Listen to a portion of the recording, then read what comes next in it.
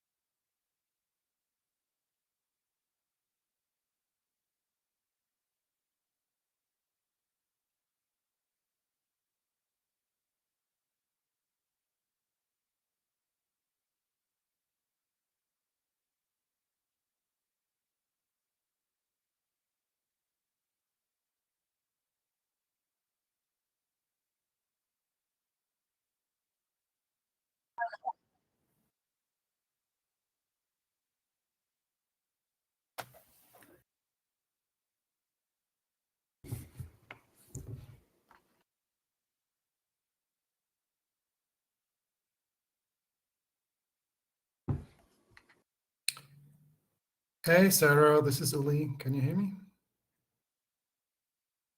Yeah, can hear you loud and clear. This is Ruud. I can hear you.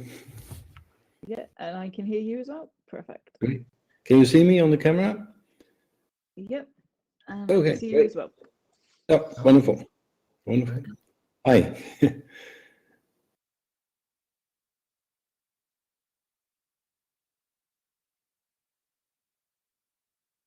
So are we all set with the slides uploaded and so forth? Yep, so they are all online. What I'll do before each speaker, I'll load them up and then pass over control, if you're happy with that. Absolutely. Yeah. So I guess we were just asked to go through the default slides with the sponsors and so forth at the beginning of the session. Yeah, so I've just given you presenter control. So that's the slide deck that's up at the moment. And you should be able to go through them. Okay, fine. Another 3 minutes and then we get started. Yeah. And so then I will get the control to go through the slides myself. Is that? Yeah. Yeah, So great. what I will do is once Yurik's finished, I will take control, put your slides up, and then pass you control, and then you're all ready to go. Wonderful. Yeah, I'll switch off the camera after the introduction. I find it very disturbing to see myself while talking, but I'll do that for the intro. And if there are any questions at the end, I'll open up the camera again. But it's I prefer to focus on the slides, not on my face. Yeah, I do find that distracting myself as well. It's you kind of your eyes just for some reason go off at a distance. Like, nope, focus on the slides. Right, yes, yes. And nobody will see how much coffee I'm drinking.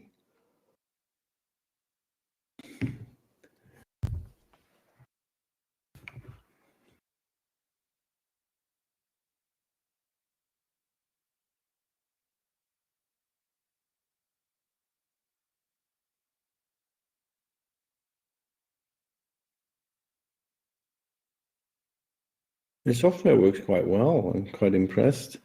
Never seen it before, but yeah, very nice.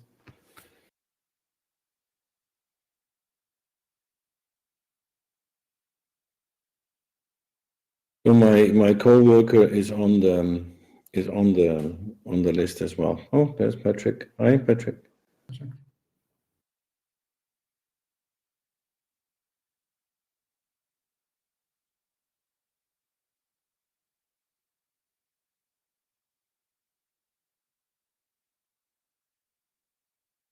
Patrick, can you hear us? You seem to be on mute.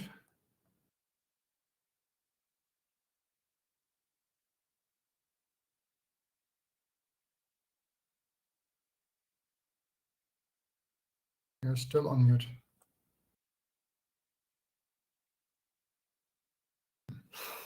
Okay. I guess he just wanted to check for his presentation, which is right after mine. Yeah.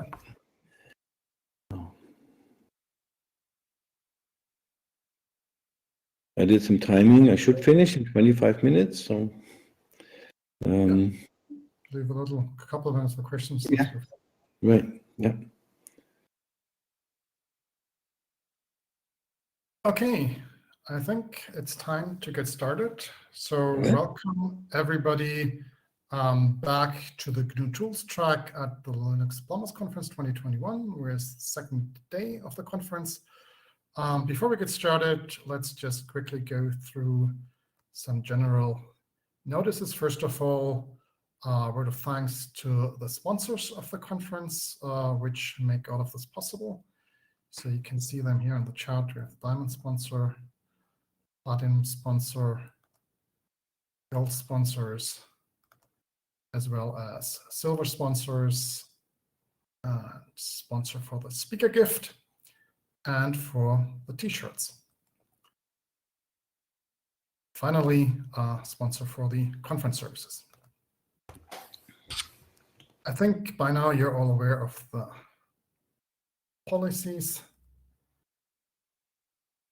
And everybody, please keep your microphone and camera muted unless you're actively participating.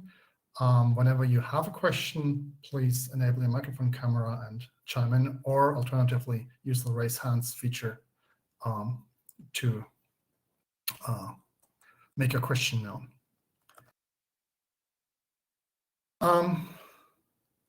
Thanks also to the planning committee for the conference. And I think that was it with the general notices.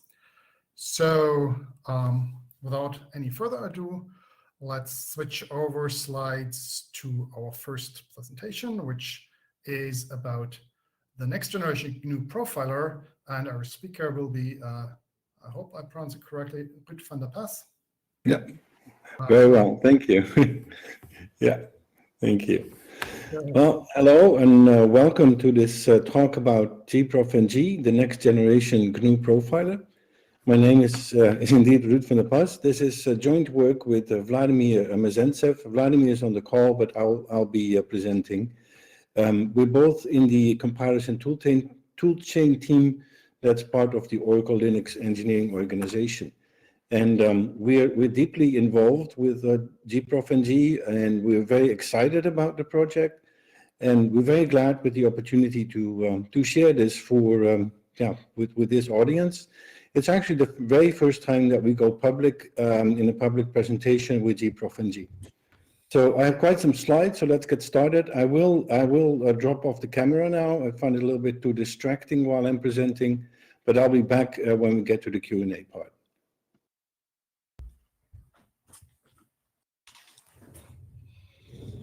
So this talk is about gprof-ng, and I want to really get to the examples as soon as possible. So I'll have a brief introduction, just a few slides, and then I'm going to show you as many examples as I can cram in the time slot that we have.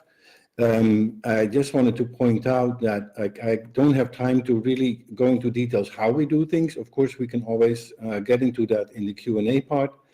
There's also, if you download the repo, there's also a mini tutorial in tech info format that has a lot more detail than what I can possibly cover in this presentation. Still, I hope it will give you a good idea of what this tool is about. I will end with a very brief overview of our short-term direction. This was a very exciting moment for us at August 11th, so almost, I think, 6 weeks ago or so to the day. Vladimir sent this mail to the GNU Tools mail alias, and we formally sort of submitted gprof-ng for review. And since then, we've been doing some updates, and we've had some very good email exchanges with people on the list. A little bit about the history of this tool. It actually has quite some history, but under a very different name. It started with the Oracle Developer Studio Performance Analyzer. That's a very long word. That's not our invention, but that was usually shortly called the Performance Analyzer. It has been developed for over 20 years, quite some users, both internal and external. But the focus was on the Spark processor, the Studio compilers, and the Solaris operating system. What we did, we sort of took the code base and started preparing it for the GNU environment. So the first thing that we did was create a standalone version on Linux, so that you don't have to install all of the whole Studio environment. This is just a standalone installation. And you don't need anything else other than the supporting libraries, of course, and tools that we need. But you don't need anything from Studio. We also adapted the source code to the GNU coding standards as much as we can, and we try to be very compliant with that. We adapted the build process to be compliant with other GNU Tools components. A new element, which is not in the original Studio product, is that we're working on a port to ARM, and the first support for ARM is in the tool now. Along the way, we fixed several bugs, and we completely redesigned the user interface. So what is gprof-ng? It collects and displays application-level performance data. In other words, it's an application-level profiling tool. And we support C, C++, Java, and Scala. Regarding compilers, we have full support for GCC. And regarding the hardware that we support various processors from Intel, AMD, and ARM. One of the key features of this tool is that you don't need to recompile the code. You don't even need to have the source code. Of course, when we have access to the source code, we can give more information, but you can still get quite a lot of information even if you just have the binary. In general, you can make profiles with your production binary. You don't need to recompile. So we're profiling exactly the same binary as that you're running in your production environment. We also have full support for multi-threading. We support POSIX threads, OpenMP, and Java threads. And I'll give a little bit of an example towards the end about that. So how does it work? It's a two-step approach. First, in the first phase, you collect the performance data using the target executable and any options and environment variables you need to set to run it. And then in the next phase, you'll display the data. And we provide information at various levels, including the function, source, and disassembly level. We provide multiple views into the data, so you can kind of slice and dice the data any way you like. And in my experience, I use the tool myself as well, quite extensively. A single run can already give you a lot of insight. Some other features that we have a scripting support. So you can generate and customize the profiles in an automated way, and that's actually how I use it myself. I have a script, and I generate the profile, and then I use the tools to produce tables with profile information. And I'll also in examples, I'll show you a little bit about that, how I do that. We have filters, so you can zoom in on the area of interest, and one of the features that I personally like very much is that we have comparison of profiles. When you think about it, profiling is very often about comparing. You have a good run and a bad one, and you want to know why the bad run is bad, or you're looking at a parallel code and you want to find out why the speed up is disappointing, for example.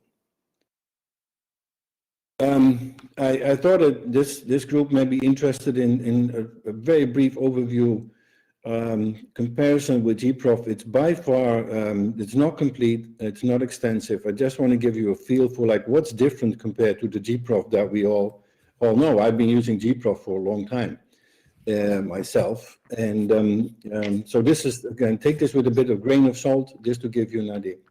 Well, gprof mostly uses instrumentation. You have to compile the code for the instrumentation. We don't do that.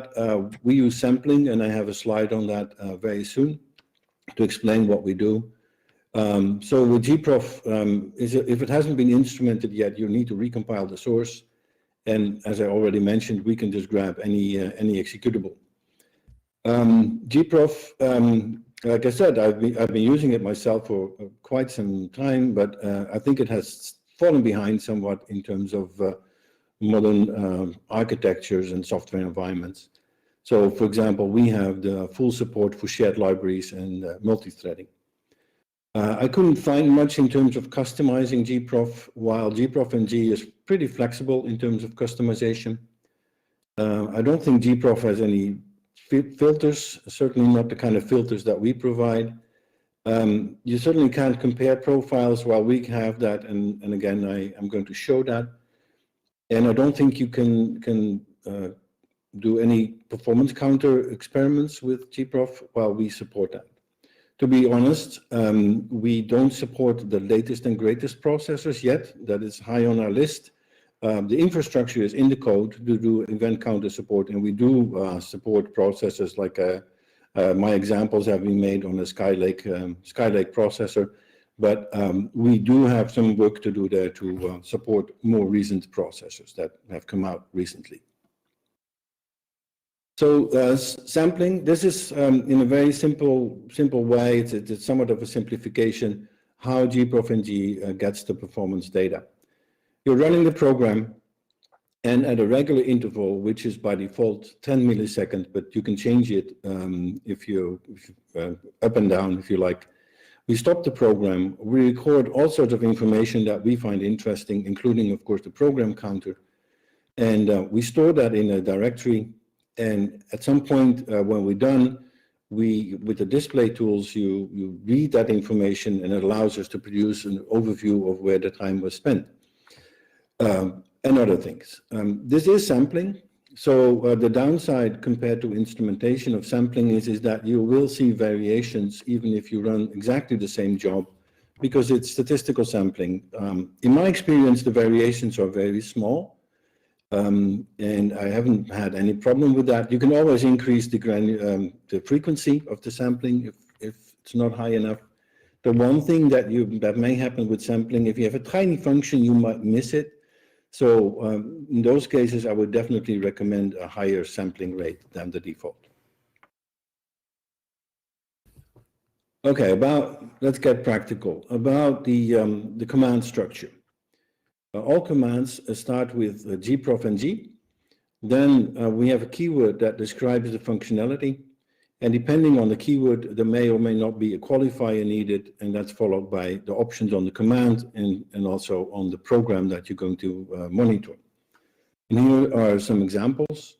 If you want to collect the data, it's collect app, and then followed by options from the tool, and then the executable that you want to monitor. And again, I'll show you examples very shortly. If you want to display the information, that's in ASCII format, and that's the command line interface. Display text. Another tool that we have in this suite is an archive tool, so that you can we archive kind of like libraries and source code, so you can sort of package it up, and in case the system configuration changes, you still have a snapshot of the system when you made the profile. Because meanwhile, if libraries have been updated, then you will not get the right information anymore when we start reading from those libraries. So the archive is meant for that kind of purpose.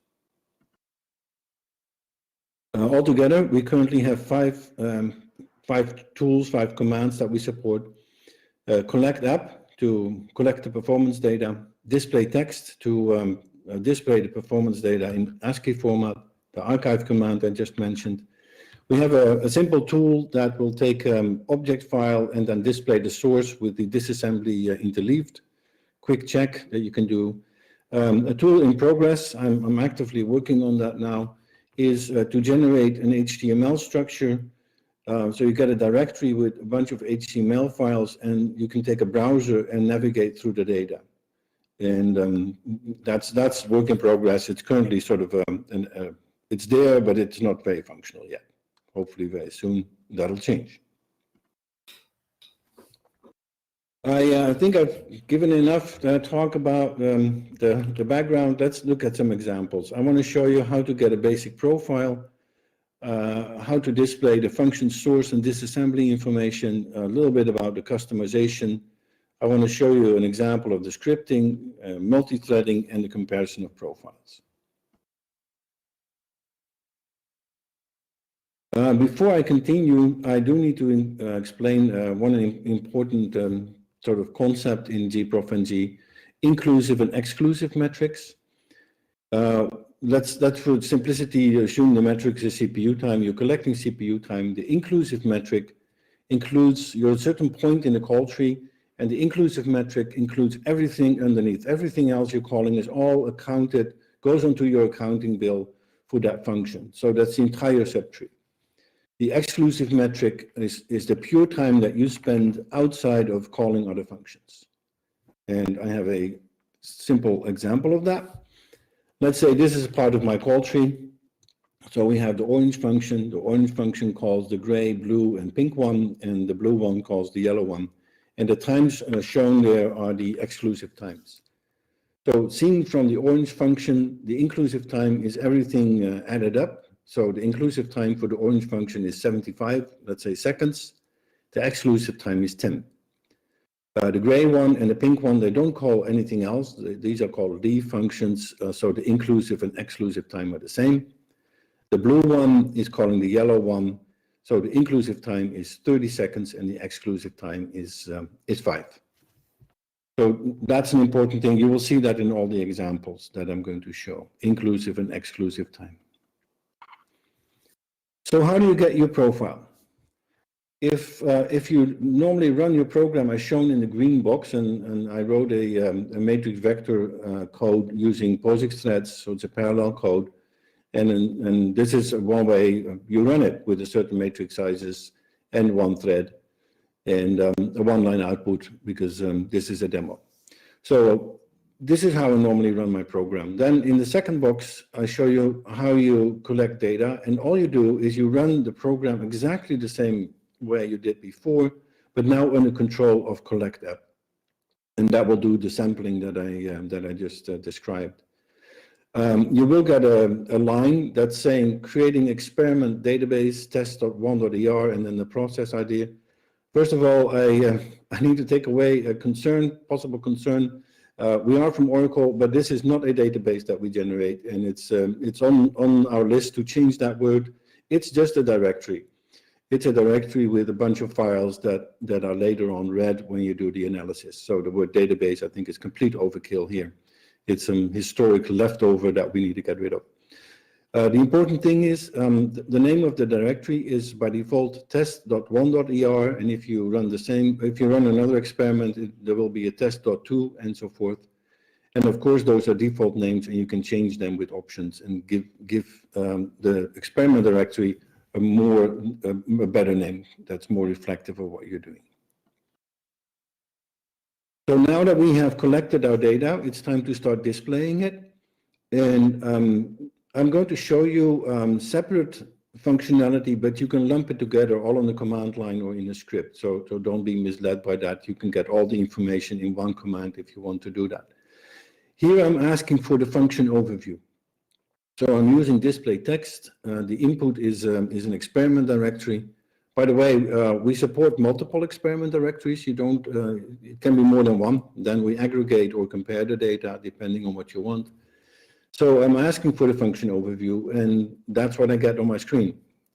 I see the two columns with the exclusive and inclusive CPU time and the name.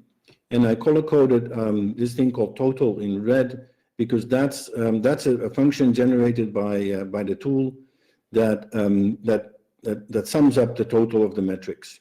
So you can put the other numbers into perspective. You can see how they relate to the total time in this case. You can get source level information. You use the source command. You get the source lines. The red color coding is mine. That's not done by the tool. There is a marker. Those two hash symbols are there. So when you search in the file, you can easily find the most time-consuming lines.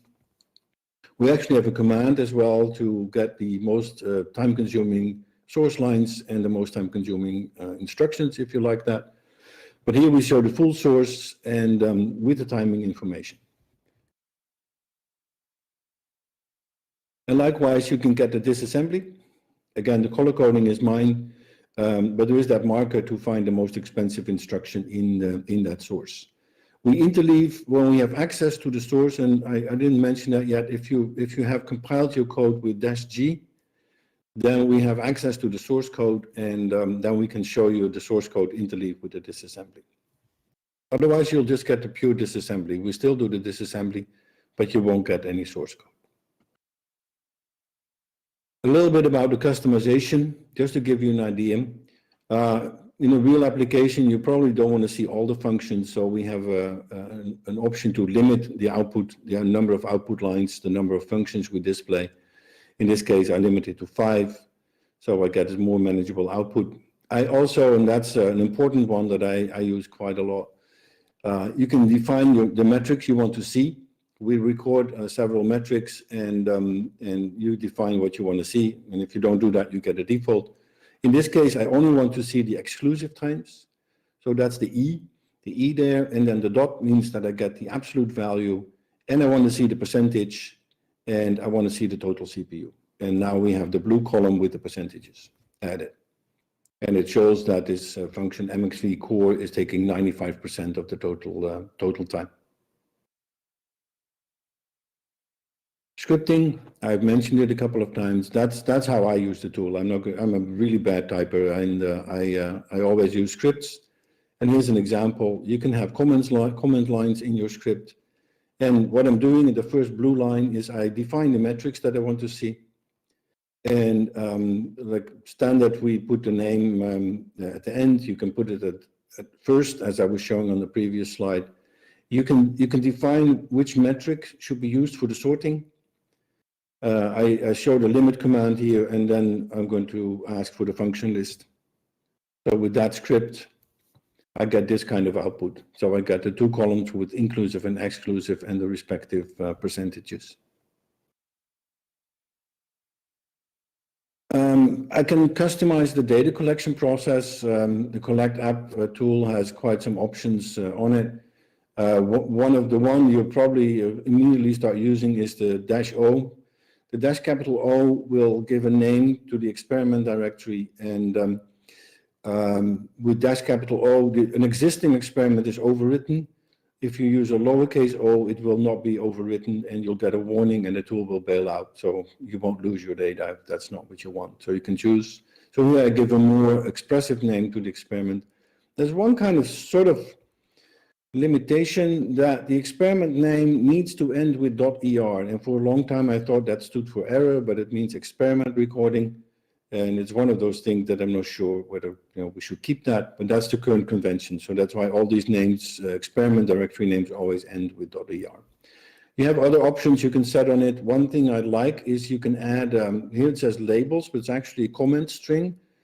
So you can add up to 10 comment strings to the experiment, which you can later read back. So you can do some sort of documentation what the experiment was about. And I've mentioned the archiving a couple of times already. Multi-threading support. In the first command, I generate a new experiment directory running the program on 2 threads. And then when I use display text to analyze that information, I add a threads command, and that will give me an overview of the CPU time for the various threads. It's a great way to find load balancing issues, for example. And here you see that thread 3 and 2, they roughly spend the same time.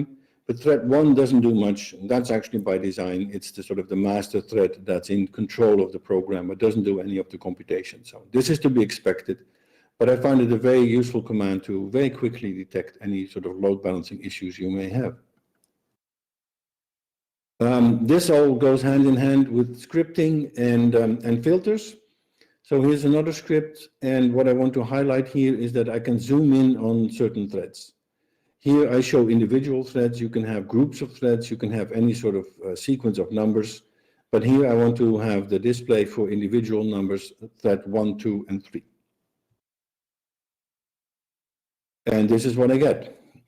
The red is shown that so that it confirms that you actually get what you thought you were getting. So it's telling me I get the information from thread 1 out of the 3. And likewise for thread 2 and 3, I get the information and I can do the comparison if I like. But we have a more advanced version feature to do the comparison. And here I'm showing a hardware counter experiment. -H, LLM measures the last level cache misses. And I do that when using 1 thread, and I do that when using 2 threads. And now I put my commands in the script, and the one thing I want to, the script is shown at the bottom here in the gray box, and in red I say comparison. The compare feature is on, so I enable the comparison, and I'm loading 2 experiments at the same time, and now I get the side-by-side comparison, and I get the absolute numbers, so I can very easily, in this case, compare cache misses. Yep. But often, especially when you start looking at event counters, the numbers can be really large and it's very hard to even see a difference. So what we have another way of comparing data. You can look at ratios, where we show the ratio of the current column divided by the reference, and that's the first column. So what we see here, for example, the total last level cache misses for two threads, for some reason, that's only about 78%, 79% of the single thread. I have no idea why that is, but you can immediately get that kind of information. We have a third one that I'm not showing where we show you deltas. So by just looking at the plus sign, you already know, oh, that's faster and that's slower. So that's another kind of nice way to use the comparison. All right, there's a lot more to explore. I didn't talk about the call tree, more filters. You can get a lot of information from the experiments, customization, and I didn't say much about the event counter support. I'm sort of going to wrap it up now. Our current directions are fix bugs and help people to get started. That's the main priority.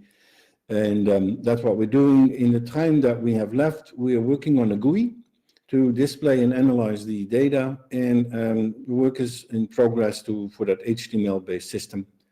Other things that we're looking at, but the list is actually longer, more recent support for more recent processors, additional metrics, and for example, to attach to a running process so that you can intercept the job that's running, do some profiling, and then let go again.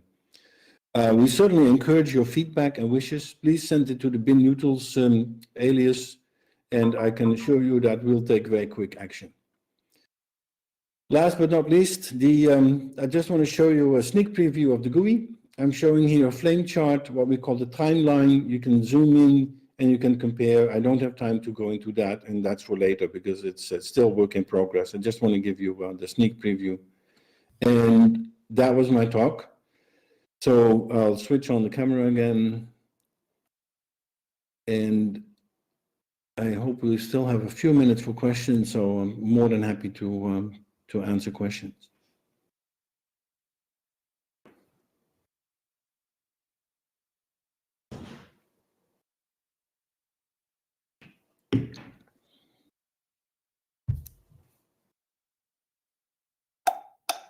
Yeah, thank you very much, Ruud. And You're welcome. Florian has a question. Go ahead, please. I'll ask the obvious question. Why are you positioning this against gprof and not against perf, the Linux kernel tool? Well, yeah, that's a very good question. Certainly, I see this tool as complementary to perf. I'm absolutely not interested in doing any sort of competition there. I'm a performance person myself. Use all the tools you can get. Perf is an excellent tool. Use it, and hopefully you'll find our tool useful as well. I do think gprof has somewhat fallen behind. I did some evaluation, and I found that several things were just not up to speed, like support for multi-threading, for example, shared libraries. I think that pretty much every application out there uses those features. So the comparison with gprof is different than with perf. I use perf myself. I mean, I think it's a great tool. Stege, you're completely right that gprof is quite behind the times for shared libraries and for multi-threading. But things like only doing the flat profile, like you say, is an advantage of gprof in G. You can do that with gprof just fine. You don't compile with -pg, you only link with it, and then you get that. So that works just fine, and that's you get a lot better times that way. There's a lot less overhead because recording the call graph takes a lot of memory. That's the most important thing. It takes time, but it also takes memory in the executable. So it changes the characteristics of what you're measuring. Right. Yeah, we do a lot of the processing is post-mortem. So the display text tool does all that. We collect the data. Right. That's very quick. I found that the overhead is in the single-digit percentages. Of course, it depends on your sampling granularity and how many threads you have and those kind of things. But generally, the overhead is very modest. But then we start displaying the information, and then we build up that information, like the call tree, for example. Right, but how can you do the call tree when you do not actually record the call tree? We do the stack unwind, and we record more than just like the program counter when we stop the program. Okay. Yeah. So you actually do record more. Okay. Yeah. Yes. And one of the things that's on our to-do list is to actually document that format, because unfortunately that's not documented. It's in the source code, but I wish we had a document, but unfortunately we don't have that yet. Unfortunately, we are out of time now, so Yeah. to prepare to Yeah, Ulrich, please, it's just 5 seconds, because Richard Wiener asks a few questions in the chat. So with Ruth's permission, like, why are we putting this in GNU Tools? Because we are using the disassembler, we are using other libraries from GNU Tools, and we plan to use more of that. That's one reason. Right. Also, we are not using the instrumentation from GCC at the moment, but that doesn't mean that we will not be using it. Also, we have some hopes for AutoFDO in GCC to be actually functional, so we can use the sample-based results from gprof-ng also to do profile guide optimizations in GCC. And yeah, it's similar to AMD uprof and Intel vTune and everything, but how many of those are free software, right? Actually, right. And cross-platform. Yeah. Cross-platform. Cross-platform, yeah. Not to mention that the Intel vTune, some little bit told me that was actually the reaction of Intel to the Sun Studio profiler analyzer. Again, anyway, that was it. Yeah, Thank people you very doing performance, I think they want as many tools as they can get. So we're not replacing anything in a way. Yeah, thank you. Okay, thank you very much. I gotta go. Yeah, thank you. Let's move on to our next talk, which is about improvements to complex divide by Patrick McGarty. So please, Patrick, take it away. All right. I'm going to start by making sure I can make this go forward and backward. This is my first talk. Oh, there it is. Yes. Okay. Complex divide. Oftentimes when I talk to people about this, they go, complex numbers? What? Yeah, I remember that from class, but when do people use them? It turns out complex numbers are used with analysis of almost anything with waves, fluid dynamics, electrical engineering, studies of protein structures, quantum mechanics. That means MRI, CT scanners, and lots of other areas. It's usually hidden under the covers. Ordinary people, or the people aren't doing the technical work, never see it. But it's important to get it right. So when I started this study, I discovered that complex divide glitched and failed much more often than you would like, as we'll see in a little bit. I mean, just got completely wrong answers. So here's the naive formula, what somebody might use if they just looked it up in a textbook and implemented it directly. A complex number has a real and imaginary part. So if you take, throughout this talk, I'll be using a plus bi as the numerator and c plus di as the denominator, where I is, of course, the square root of -1. So you have a computation that combines all 4 of the real numbers to compute a new real number and a new imaginary number. The important part to note here is we've got c squared plus d squared. If c or d is large, that is even as large as the square root of the largest possible number, you get an overflow. Not good. But that's all right. We understand that, and way back over 50 years ago, Richard Smith developed a method widely used, in fact used by GCC up until this spring, that said, figure out which is the bigger of C and D and divide that one out. And pretty straightforward, works well. Well, it works well as long as your numbers are not too big. Let's move on. I found cases where it did not work, wanted to do something better, had the good fortune to have on hand the Mathematical Function Computation Handbook by Beebe. This 1,000+ page tome talks about all sorts of things. If you want to do mathematical work, I highly recommend this book as a place to see what's going on as of just a few years ago. And it describes 4 newer methods of doing complex divide in addition to Smith's formula. The C99 style scales by a power of 2 of the nearest power of 2 to the maximum of C and D, similar to Smith's method for its error rate. Mostly reduces underflow and overflow.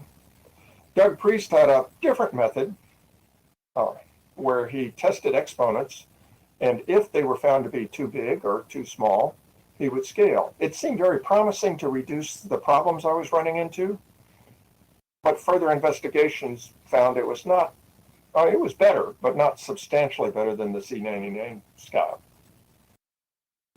A different paper that doesn't seem to have been implemented anywhere was by Stewart, and it added several tests against value size. Anytime 3 numbers were multiplied together in the formula, it would test to find which was the biggest, which was the smallest, multiply those 2 together, and then multiply the medium-sized afterwards. That actually got a substantial improvement. Factor of 50 fewer failures when you've got extreme values. And finally, he had Smith's method, Bowden and Smith's method, and that turns out to be the same Richard Smith. This paper was published in 2012, 50 years after Richard Smith's original paper. It does a test of that ratio we saw in Smith's method for 0. If you see a 0 there, unless one of your input values is 0, that's probably an underflow. And this revised method is you reorder the computation, and it's less complicated than Stewart's method. Just doing that alone gets you almost as good a results as Stewart's method. And I saw some opportunities for further improvements. So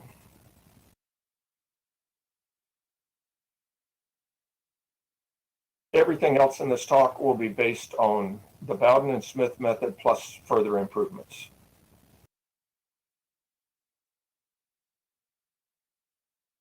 Early exploration was based on a manual creation of a test case. I just manually created over 100 different tests to say what was going on and what was going wrong. But that approach, I finally realized, was just way too limited and biased. If you were working on a particular solution, particular method, you might fall into a mindset of, oh, these are the specific kinds of things that causes this method trouble, and you wouldn't necessarily test issues that caused other methods trouble. You wouldn't have a good overall solution or overall test to say one method was better than another. So I stepped back and I created a random number generator based on random, but then multiple calls to random to generate a full exponent, a fully random exponent, and a fully random mantissa, uniformly distributed over the whole range. The primary tests then were used to generate 10 million pairs of complex values. All the test results I'll be showing are based on that random number generator. In those tests, I first eliminated the values that could not get a result that was representable.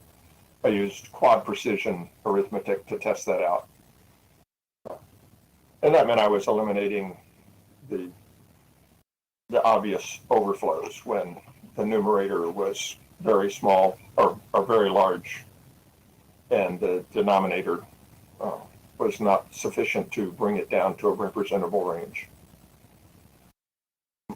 Bowden and Smith also had a random number generator, but they didn't publish exactly what their random number generator did, so mine's a little bit different. And my method showed higher error rates than Bowden and Smith's. I consider that a good thing because it puts more stress and more likely to find flaws.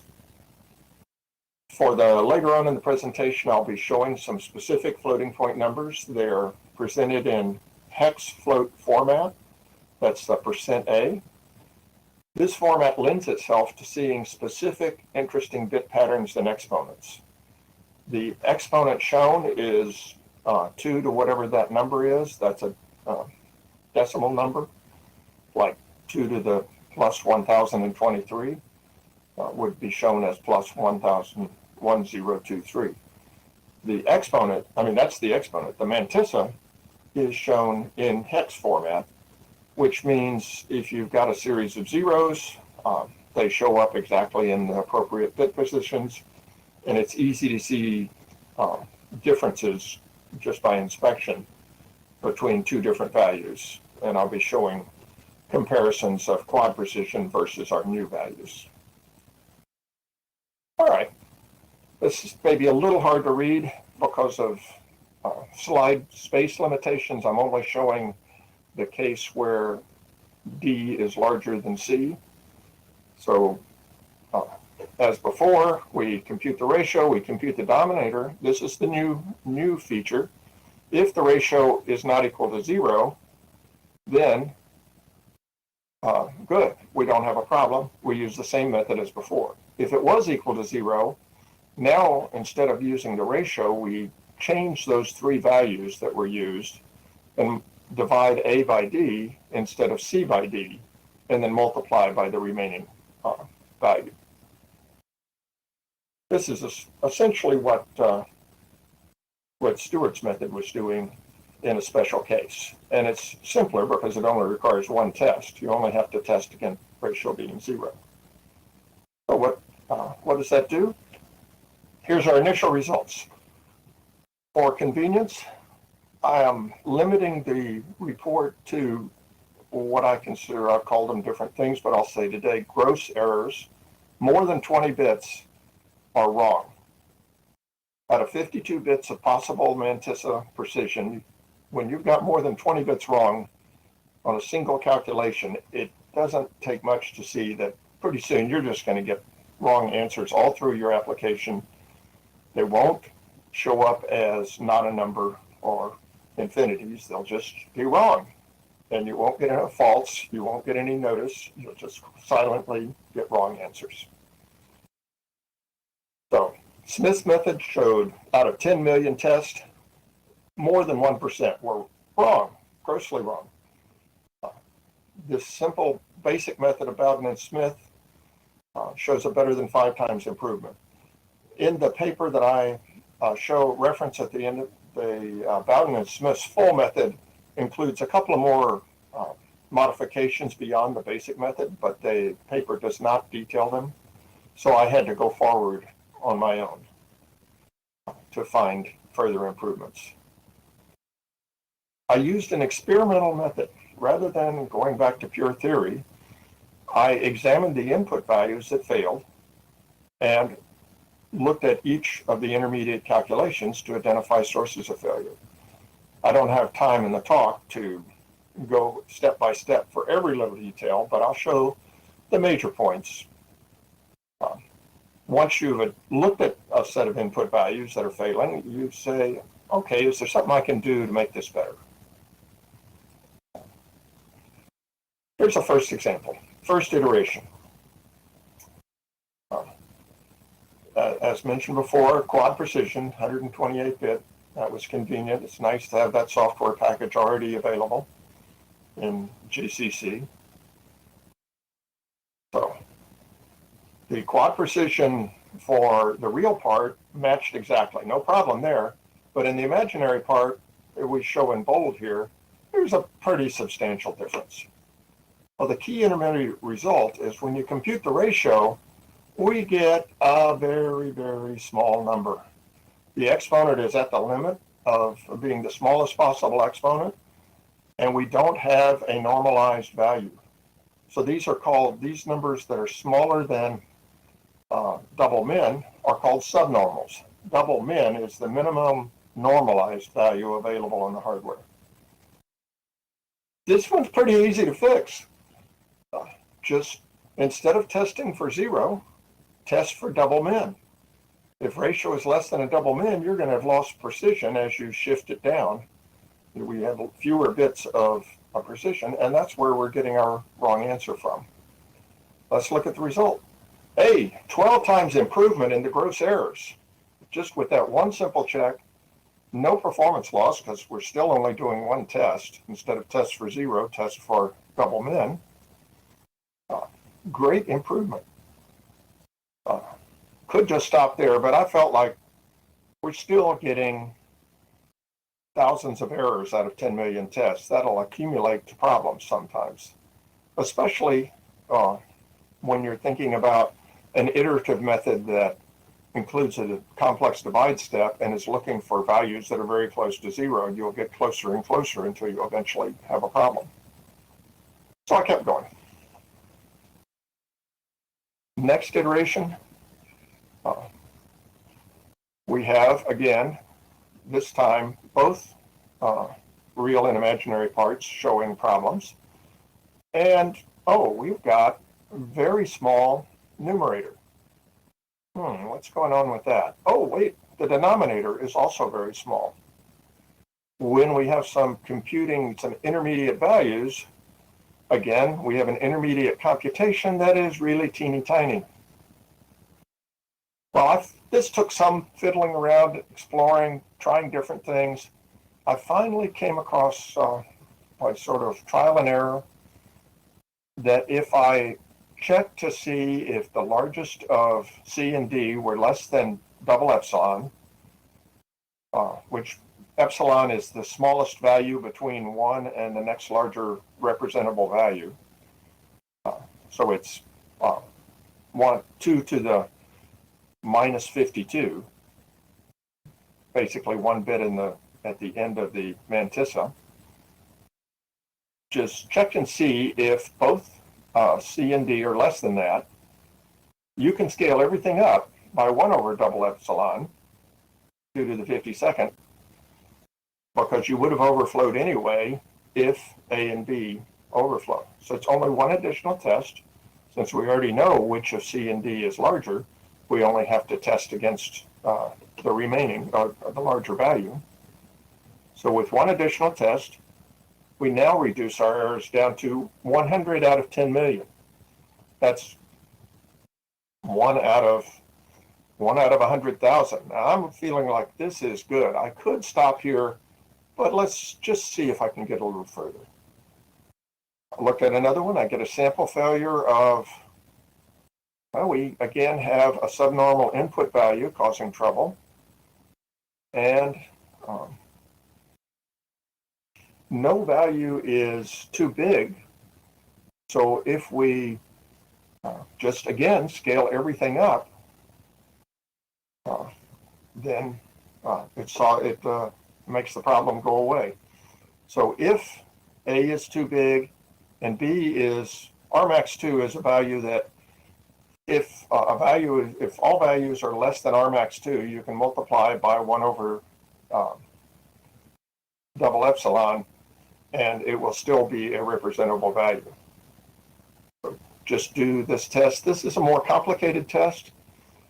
However, because double min is so small, these tests are very rarely taken.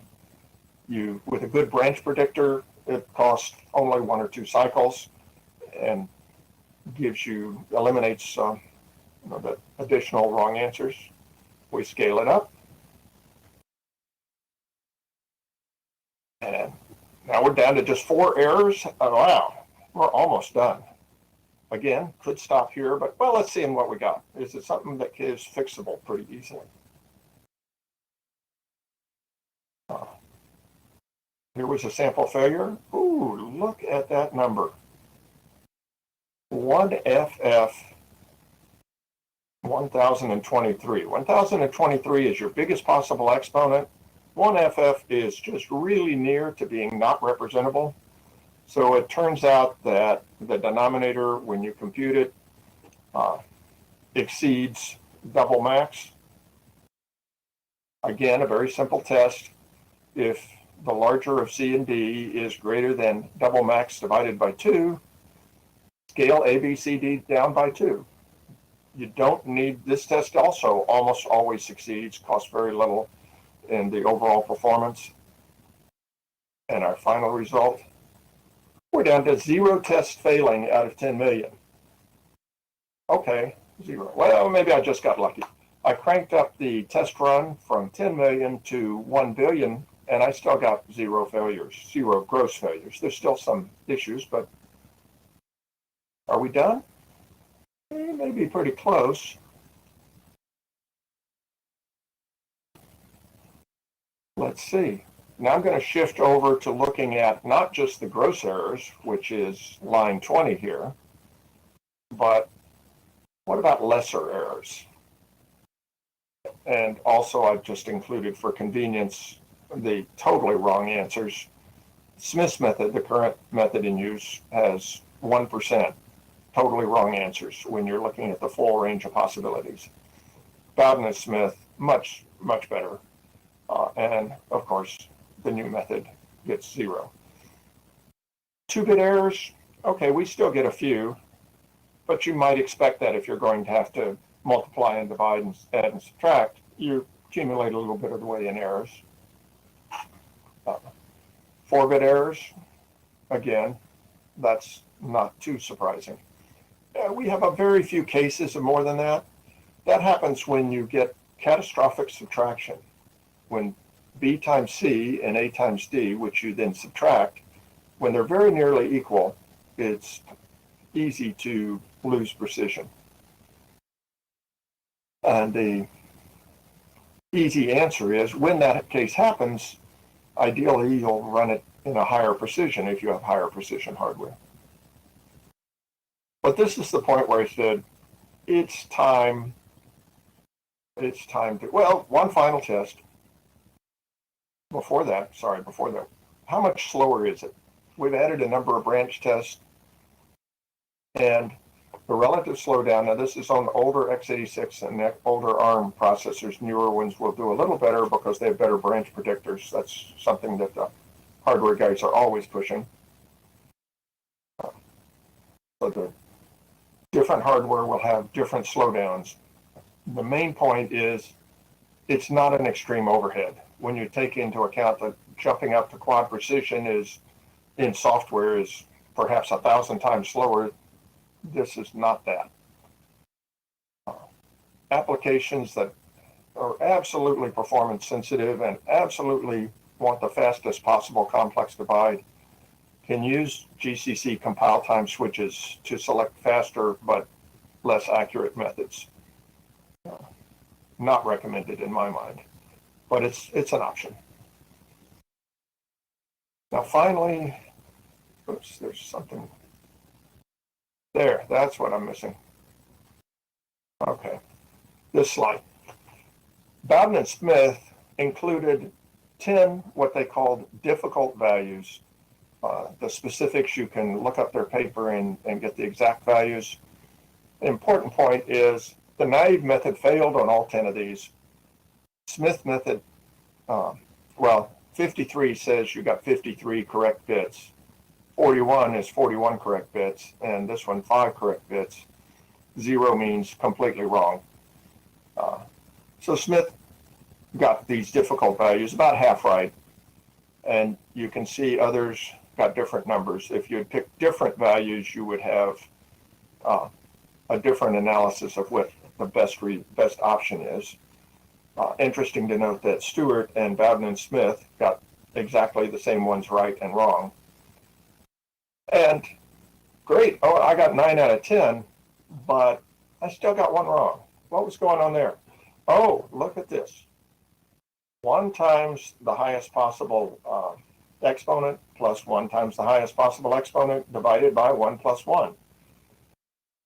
In computing A plus DI, or when computing this all out, the intermediate computation gets a number that is 1 bit higher than the maximum possible representation. for, and then divides it by 2. I could have included one more test to say if A or B, or it would actually take 2 tests to test for both A and B, are larger than some value, then scale down. A little analysis that says how frequently that happens is, and my random number generator results suggest it's extremely rare. I decided at this point it was time to ship it, time to get it, the dramatic improvement that I'd already gotten into the code base, and then consider further improvements. Then the speed test. So summary of what was done here. And this method could apply to most attempts to improve math libraries. Start with investigation of current work. Don't reinvent the wheel. Maybe somebody else there has a great idea that has just been sitting on the shelf. Bowden and Smith was published in 2012, and yet here we are. Took us 8 years to get it into the library. Measure with a wide range of input values. There, if you follow all the links, you will be able to find the test code I used and the random number generator I used.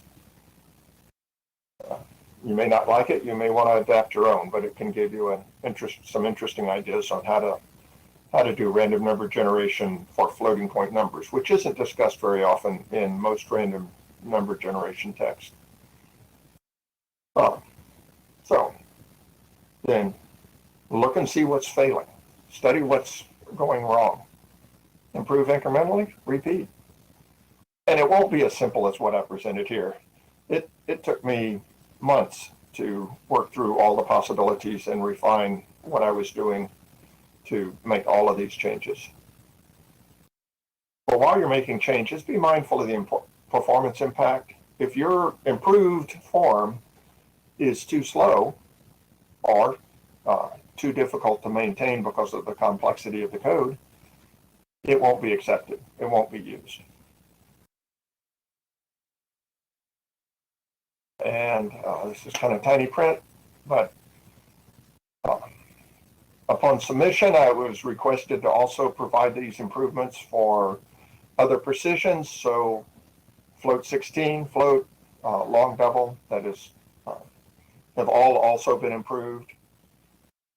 After we were fairly far into the review process, I realized if you've got Intel or AMD hardware or any other platform that has the hardware support for the 80-bit format, you can use that for your intermediate computation with very little loss of performance and get rid of those subtraction issues. I'm pretty sure that the Intel compiler does that. And then I have references for people who want to look further. I will upload these slides. I should have done that already. I'll upload them to the website shortly.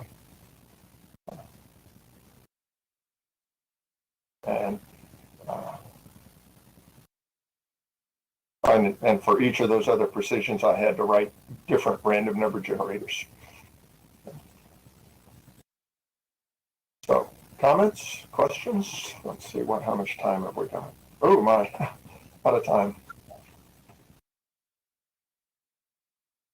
Yeah, thank you very much, Patrick. We are nearly out of time. There's maybe 1 or 2 minutes left. If somebody does have a question, please go ahead. I don't see any questions in the chat, so I guess I should turn it over to the next speaker, which turns out to be me.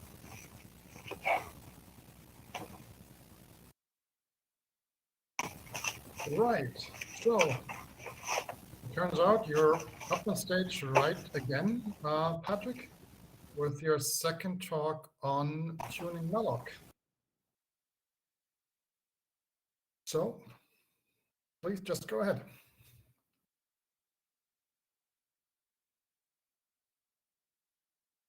Let's see, are we on time?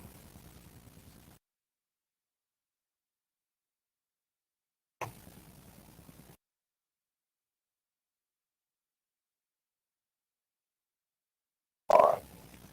Some limitations of tuning glibc malloc. That may not be the best title. We will be talking about malloc and tuning it. Most of the focus here is emphasize that it is tunable, and perhaps we should adjust some of the default situations.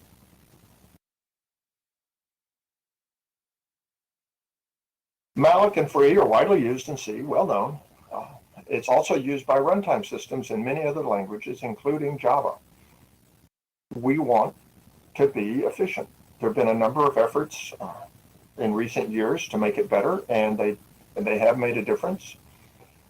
But some alternatives, such as JE malloc and TC malloc, show better performance on well-known benchmarks such as spec CPU than the defaults of the standard malloc. So if you know something about the tunables, you can get better results. Of course, different usage patterns will favor different strategies. Anytime you change a standard library set of defaults, you will affect some applications, and that can be a challenge for deciding whether or not to make a change. So, some applications, malloc and free, many small chunks and a highly variable rate. Others say, give me a chunk of data and I'll keep it for a long time. In addition, internally, the malloc library uses both sbreak and mmap, and they have different benefits and limitations. There's no best solution. So even if we were to change the defaults, it's helpful to know what your options are if malloc and free are chewing up a lot of your performance. Just a little review, sbreak expands the application data segment, and storage is only returned to the system with an explicit future sbreak, and can only be returned when at the very end of the segment.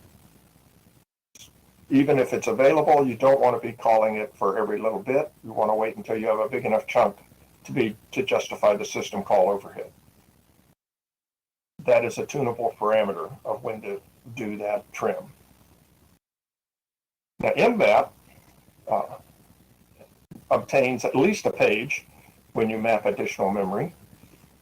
So it's not very appropriate for tiny mallocs.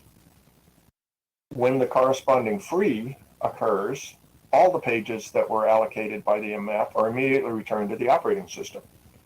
So that has much less wasted memory, but it has a much higher system overhead, as for security reasons, the pages are zeroed between each malloc and free, or between each free and the following malloc. So I'm not going to explore all the possible benchmarks, or even a range of benchmarks to demonstrate different possibilities. I'm just going to use a single measurement tool and to show you the benefits that are available in some cases. And remember, your application will be different. So what's best here isn't necessarily best for your application. Turns out the libmicro benchmark set has a lot of different tests for a lot of different system calls. And one of those is malloc. It has many options. For here, I'm going to have a very simple test. 16 identical blocks of memory will be malloced and then freed. So your maximum storage request is 16 times the block size, and then repeat many times to get a performance measurement. The block size will be varied from 16 kilobytes up to 32 megabytes. My reasoning is, if you're talking about tiny bytes, tiny mallocs and frees, you're not going to be invoking the system calls, and that's not what these tunables affect. So we're going to focus on things that are affected by the tunables. Here are the tunables that I found useful. Malloc mmap max. This is pretty obscure. It's the limit on how many mmaps you can have in a single thread, or actually in your application. The default is 64K. You normally won't want to change this. unless you want to totally disable the use of MemMap. Set it to 0 to totally disable using MMap.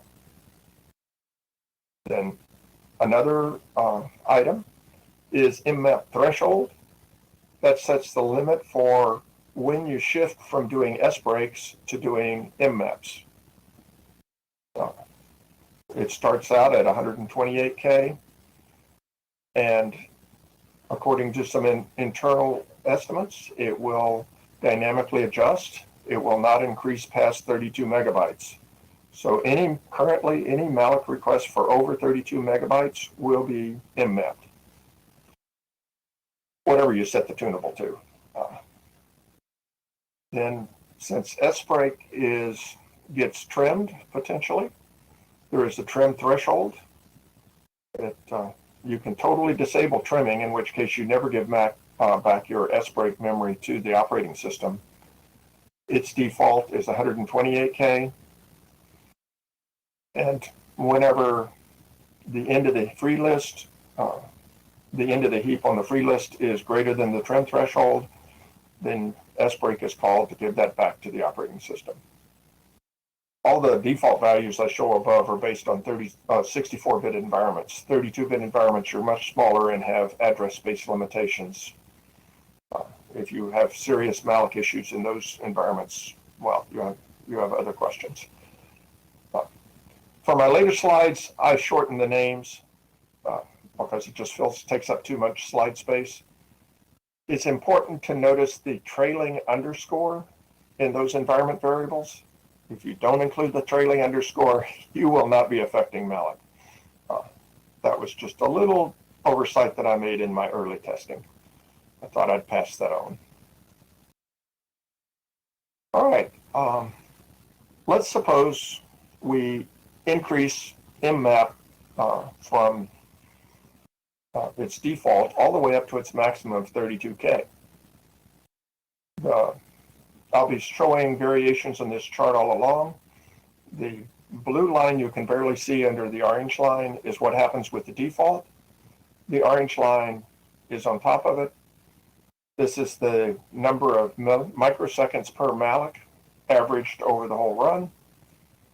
For 16K, it's fairly quick because you can do a number of mallocs before you actually hit the limit and have to do a system call. So the system call overhead gets spread out. As your blocks get bigger, you have fewer calls to spread that overhead out on. And it shows that what this shows to me is that the dynamic adjustment of the MMap size for a simple application like this does a pretty good job. Performance is pretty much the same.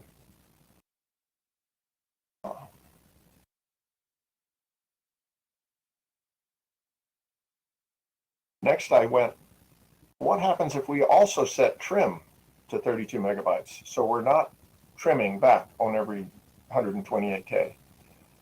Wow, that's the yellow line.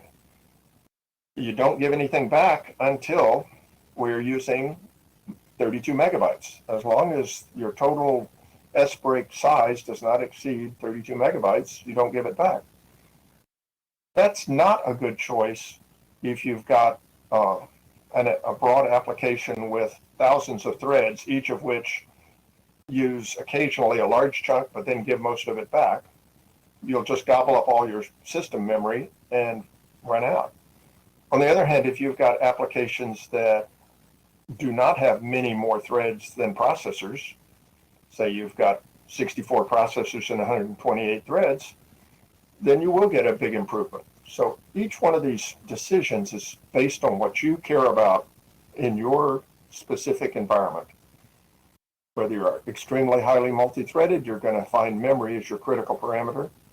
If your threading is, say, in scientific computing, close to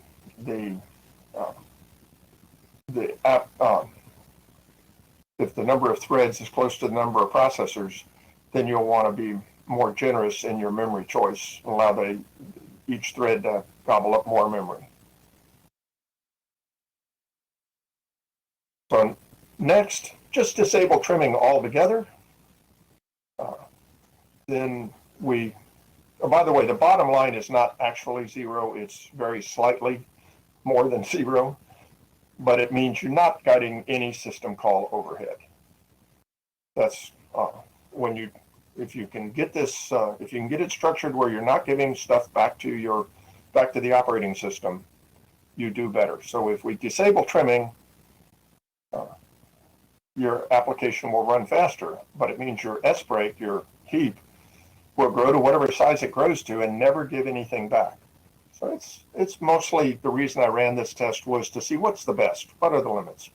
And then the final thing is you can't even see it. It's on top of the other colors, but this maroon line, if you disable it all, it's really going fast. So it looks like the primary component, at least in this kind of a benchmark for malloc overhead, is calling the operating system. You basically want to identify for your application, what's the threshold? What is your working set for storage you need? And set your limits for giving stuff back to that sort of thing.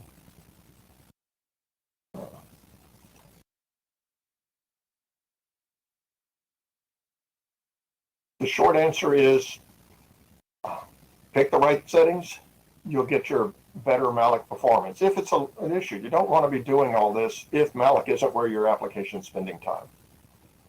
The current maximum for, this is what started me down this, is an application by Root, in fact, the previous presenter, found he wanted to use these tunables. He wanted a higher threshold for mmap than 32 megabytes because he was running an application that had the same number of threads as processors on a system that had a very large amount of memory, and it just was much too small for that application. So we're investigating revising the maximum in a way that has minimal effects for applications that are using the default. That's another issue is, can we reduce trimming not based on a specific amount of memory that's available, but if the free list has been over a certain size for a limited time? I'm given to understand that JE malloc has a timer option, which allows it to just every second or so, some not very high frequency time, to say, have I got a lot of free memory? Oh yeah, okay, give it back now. But otherwise does not give it back unless, except for on rare intervals relative to application speeds today.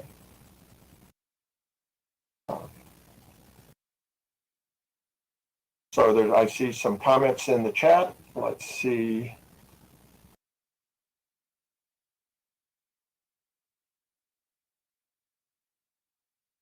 Let me see where the comments start.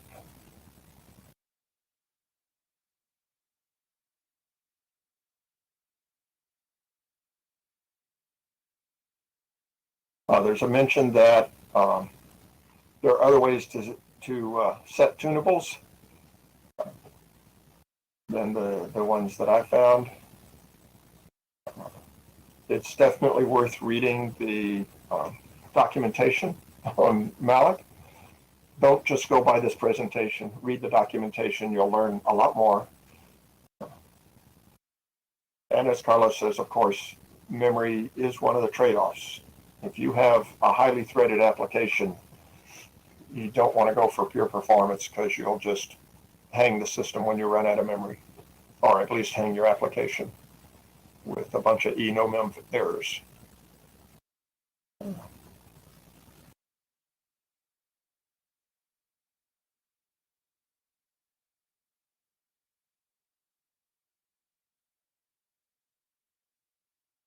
Right, and Carlos comments, as I did, that the dynamic threshold works well in some cases, but it could be smarter in others.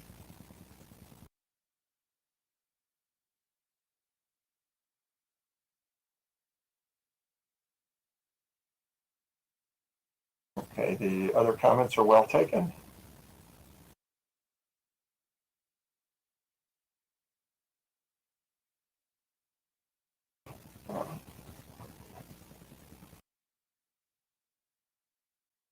And again, I meant to upload these slides sooner. They are not yet uploaded, but I will upload them today,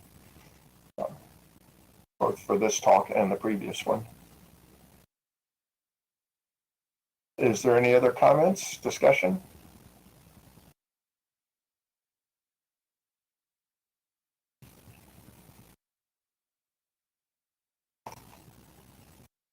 Well, this talk went smoothly, and I guess we all get a 10-minute break before the next presentation. Go ahead, Ulrich. Yeah, thank you very much, Patrick, for both of your talks. So once again, if there is any comments, given that we actually I'm not hearing you, Ulrich. Anyone else? Go ahead. Carlos, Can you hear me, Patrick? Check 1, 2, just making sure you guys can hear me. Carlos, could you talk again? Yep, can you hear me right now? For some reason, my Recording, check. headset's Yeah, other people say they can hear me. Jason says they can hear me, yeah. No, so if other people can hear me, it's super interesting conversation. I was curious well, if you... I see that. my question for you, maybe other people can hear it, I've was... not worked on producer-consumer threaded workloads yet. yeah. That would be a worthwhile area to look. I would expect some of them at least could benefit from some tuning. I think I'm not that... able to hear any audio right now for some reason, Patrick, can you hear us? which is strange because it worked fine when I was listening to Rude's talk. Patrick, can you hear us?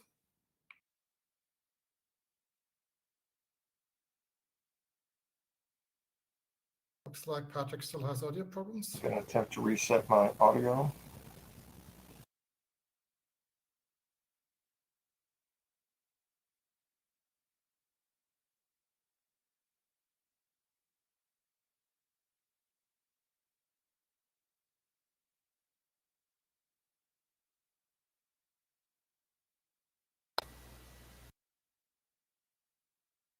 Check. I think some people can hear me and some people can't. There were issues with BBB when you speak, and some people are connected, some people can't hear.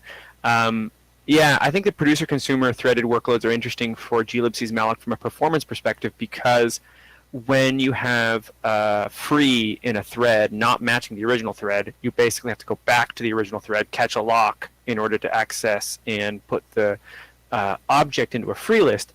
So what I was super curious, if anybody has looked at this or can work on it, is a wait-free queue, basically in the freeing thread, which is any thread issuing freeze drops the freeze into a WFC on the thread that's currently holding the arena lock, and so you basically queue and batch free work in a thread. And we've had someone submit similar work to that.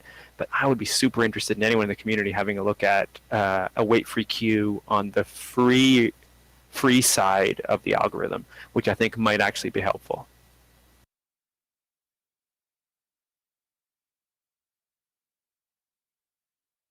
But that's it.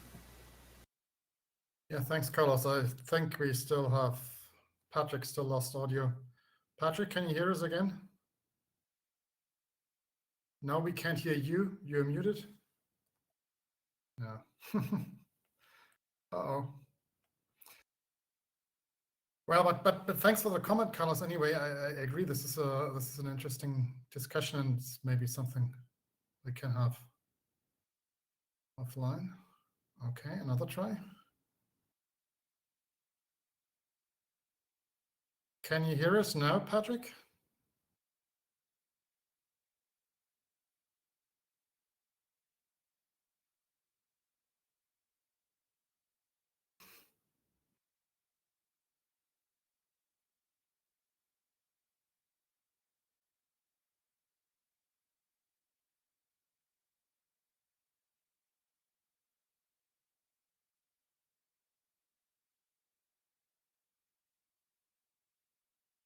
Okay, now I believe Patrick joined without even the mic accessed. Just for everybody else on the call, so we will continue with our next talk at the scheduled time at the bottom of the hour in 10 minutes. So just in case anybody wants to join just for that call. So in the meantime, we'll see if we can get Patrick back again. Otherwise,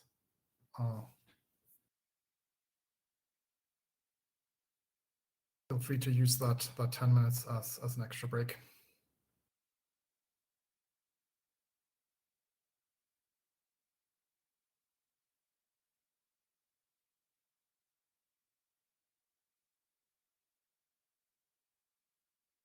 So Patrick, I don't know if you can hear us now again, but we can't hear you. You're muted.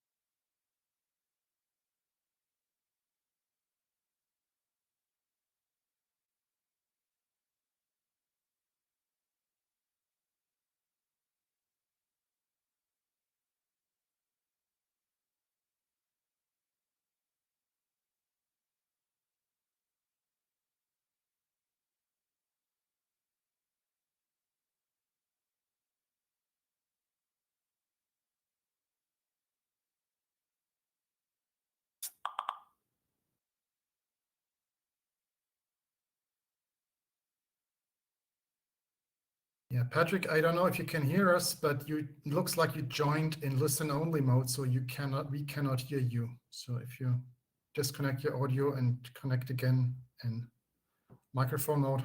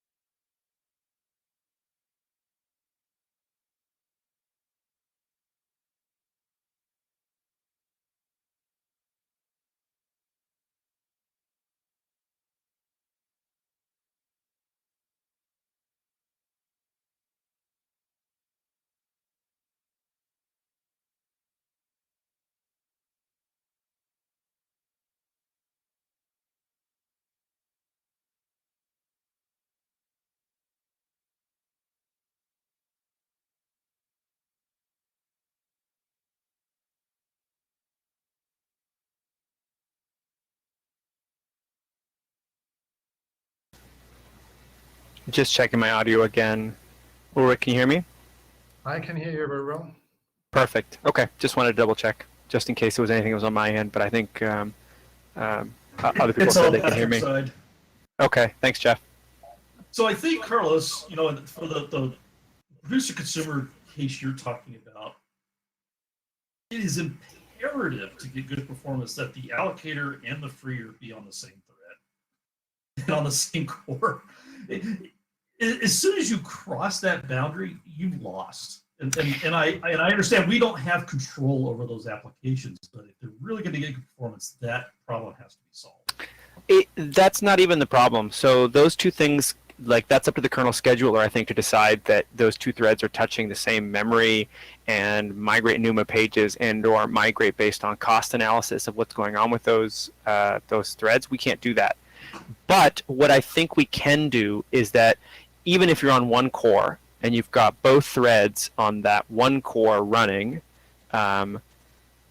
when you free, the free side has to, even if you go into you get the Tcache, lock on the other thread. not even. So what'll happen is normally you go to Tcache. So what'll happen is you'll drop the chunk into the other thread's Tcache probably as fast as you can, which is the improvements DJ made, right? So you hit the thread local cache, and you basically refill the Tcache. But what happens in a producer-consumer workload is you get producer-consumer cases where the consumer is basically just throwing things back at you as work done all the time.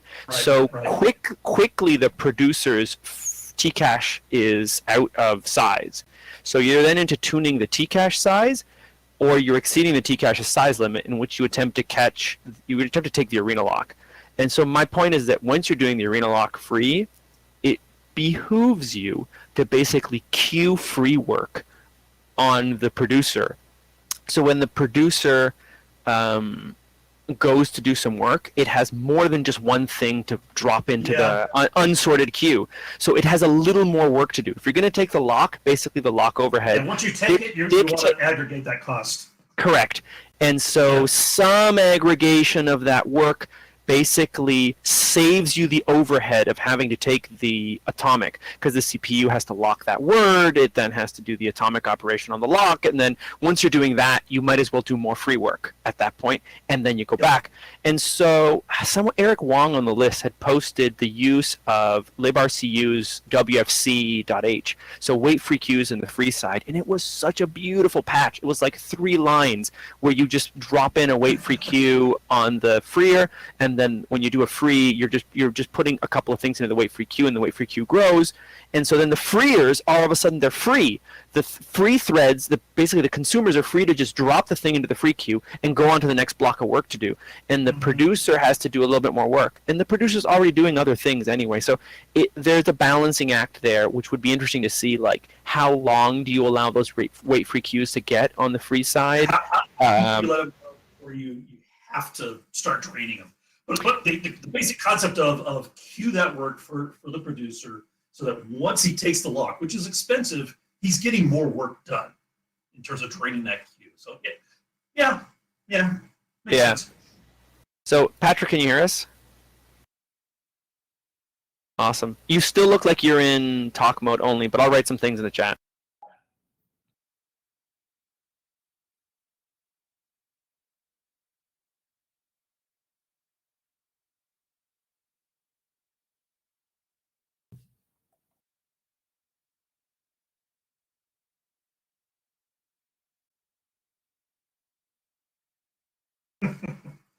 From a UI standpoint, the inability to go back and say, I really want to participate, is a lack of that capability is just stupid.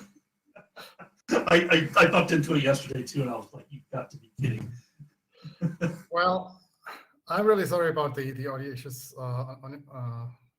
with Patrick. So, but I think it was a very good discussion, and maybe we can sort of keep the discussion going offline in some other forum.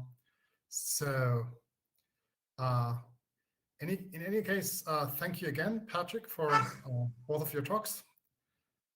And unless there are other comments on the malloc, I think it's getting close to the starting time of our next scheduled talk anyway. I just want to say I really appreciate Patrick's feedback upstream in the community. Patrick, your experience with performance tuning is spectacular. You've schooled me several times in areas where we could do better. I really, really appreciate the time you took to explain to the community certain performance issues, especially when we optimize memcopy for whole system performance versus single thread process performance. So thanks for that. Yeah, again, thank you very much, Patrick, and thanks, Carlos, for your comments as well. And with that, I believe we can now switch over to our next slides. Thank you, Sarah. And our next speaker will be H.J. Liu, talking about indirect external access. So please, H.J., take it away.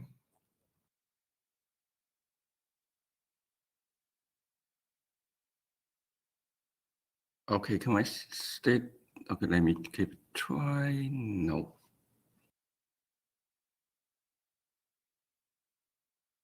Oops.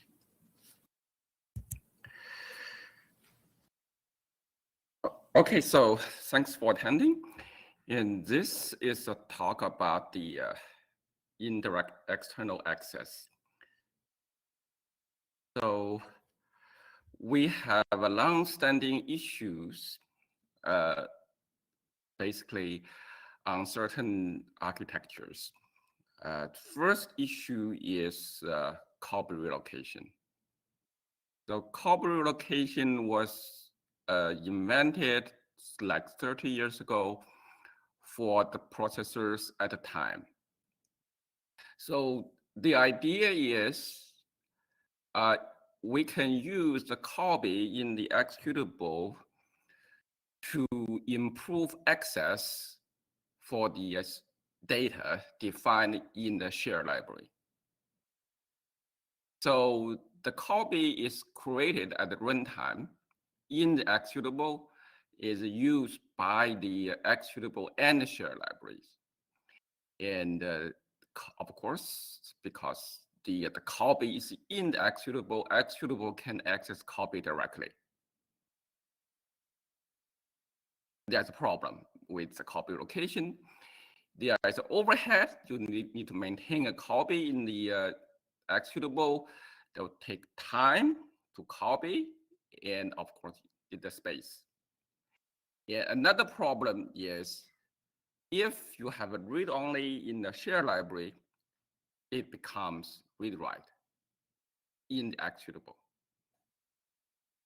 And another problem is because all shared libraries must reference the data, the copy of the data in the executable, even if the data is marked as the protected in the shared library, it must go through DOT to access the copy in the executable. And another problem is function pointers. On the system without function pointers, the function descriptors, the function pointer can have different meanings. Depends on the where and how the function are defined. And if the function is in the executable, the address can be the function body.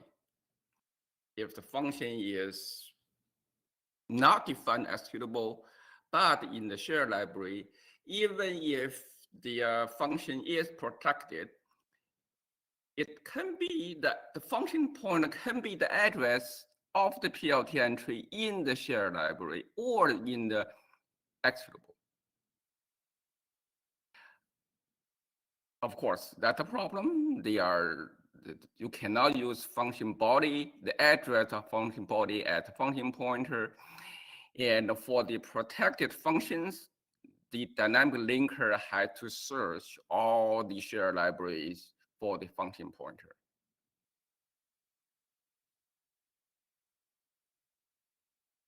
And here is proposal. And first, we removed copy location. So access in the executable to the undefined function, they must, sorry, in undefined symbol, they must use GOT. And on certain systems, linker can optimize out the GOT access. And if you have a LTO, and the compiler knows where the symbol is defined. And now, without copy relocation, the read-only data in the shared library can remain read-only at runtime. And also, the access to the protected symbols in the shared library, can access the local data body directly. And that means a couple things. So if the processor has IP relative access, you can use that can be used. And if a processor does not have IP relative access, so it must go through the GOT.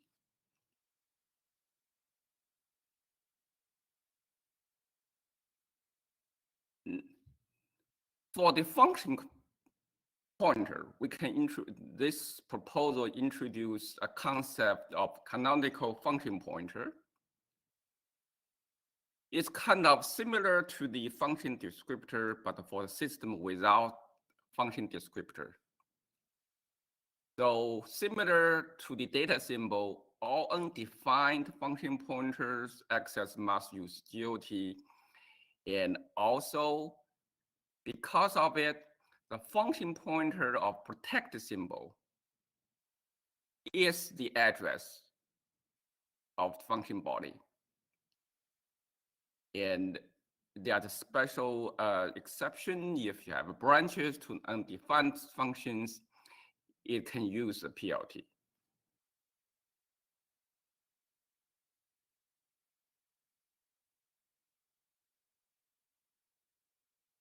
We need to make sure the access to the external symbols, has to be consistent.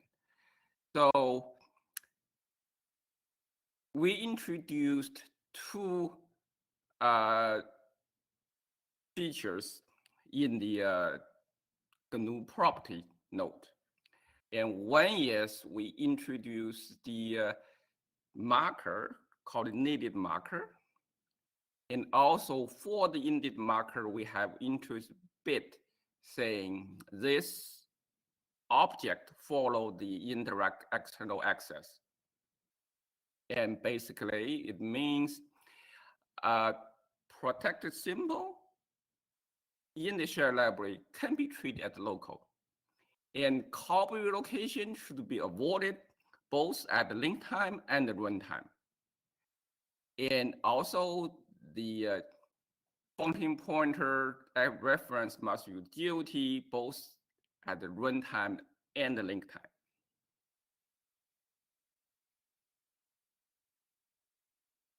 And here is what compiler support for indirect external access.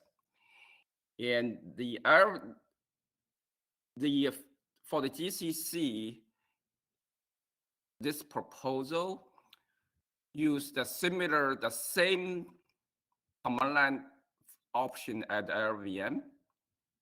And it tells the compiler always use GOT to access undefined symbols. And also generate the external access marker in the compiler output.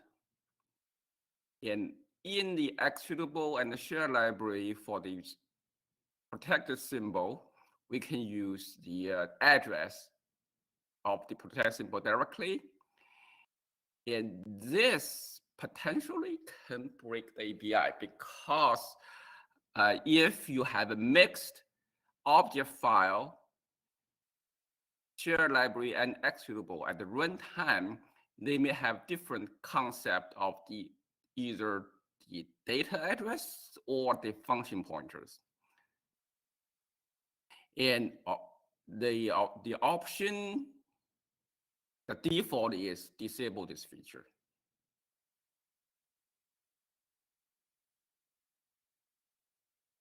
And the linker support. The linker support will check all the input and generate the proper marker in the output.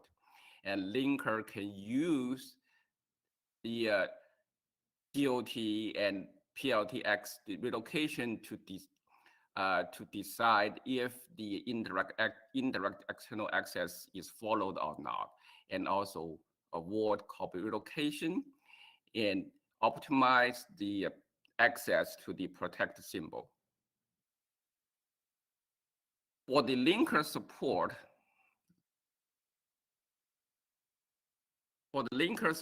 it has been checked into the GNU 2.37. And for the dynamic linker support, it checks all the components for the marker and disallow copy relocation for the protect symbol defined in the shared library with the marker. And for the function pointers, it disallow the non-GOT function pointer in the executable to the protected symbol in the shared library, because the access to the protect symbol in the shared library is local. And the function body of protected symbol functions will be used as a function address. And that's the end of my slide. So the current status is that mentioned earlier, the build here 2037 supporting marker and as well as the optimization, and the patches for GCC and glibc has been submitted. So that is what I have. Any questions, comments?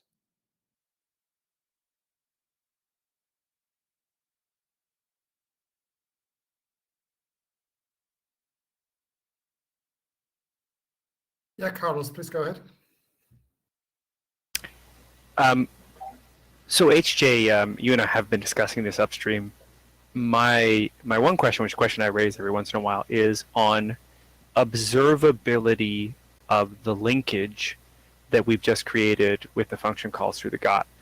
So whether or not we consider like the PLT part of an ABI here, you know, we've been doing fno-PLT, we've started doing direct function calls through the GOT. I guess my question remains, do we need to preserve the PLT in any way? Do we need to preserve the capacity to use that PLT if a user requests it for compatibility purposes? Do we need to preserve the ability to rewrite the GOT entries to point to like the resolver the way that we currently are doing things with auditing? So I'm simply looking around that area of developer and developer tooling, debugging, and observability around being able to redirect some of those function calls. I've seen very clever things done with PLTs where, for example, you can introduce arbitrary or random functional delays in like libpthread calls in order to see if there are race conditions in them, right? If you can arbitrarily delay function calls, you can arbitrarily see if there were open or closed race windows. So I guess my question to you is, have you considered the impact of observability on the way we're implementing and the way we're making these feature changes? I believe the PLT access is independent, orthogonal to this proposal. There's no direct conflict there.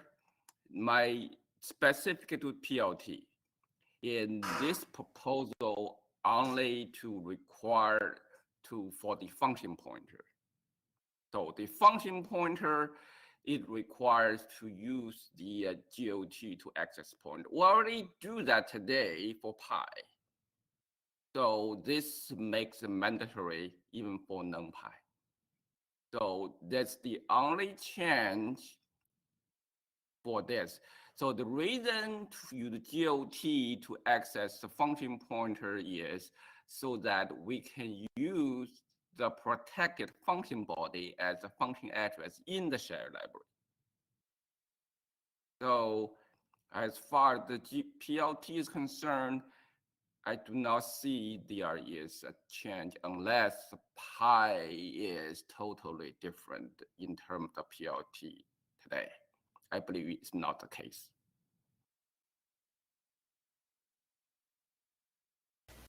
Okay, thanks. I think this is something that I'll continue thinking about in terms of is there impact on observability. I have to think a little bit more because you did list there was like one exception, which is like on x86, does the main executable continue using the address of the PLT as the address? You listed an exception in one of your slide pages. You said, here's an exception, and you skimmed over it and you just jumped to the... Yeah, so still it has to, so it depends on how the PLT is used. So for the function call, so as I mentioned earlier, I believe I mentioned where it is marker. So branch to undefined functions can still use PLT. So I guess it's the only reason use PLT. If function is local, we do not use PLT for local function at all. Yeah, this would be something to be resolved by an external shared library. Don't we use a call to the PLT for an iPhone? And does this have any impact on like a protected iPhone? Protect, so the iPhone always use PLT. I don't believe there's a change here. Okay. And also, the iPhone of a protect symbol should work fine. Okay. I know that I struggle with trying to understand the implications of everything you're proposing here, HJ. Are we going to be able to get the slides so that I can go back and review them? Because I have troubles doing that in real time. And as I said, I implementing the already implement the linker, and now it's missing part is the compiler. The compiler change will address a couple of long-standing issues in the GCC, especially for the protect symbols, both for the data and function symbols.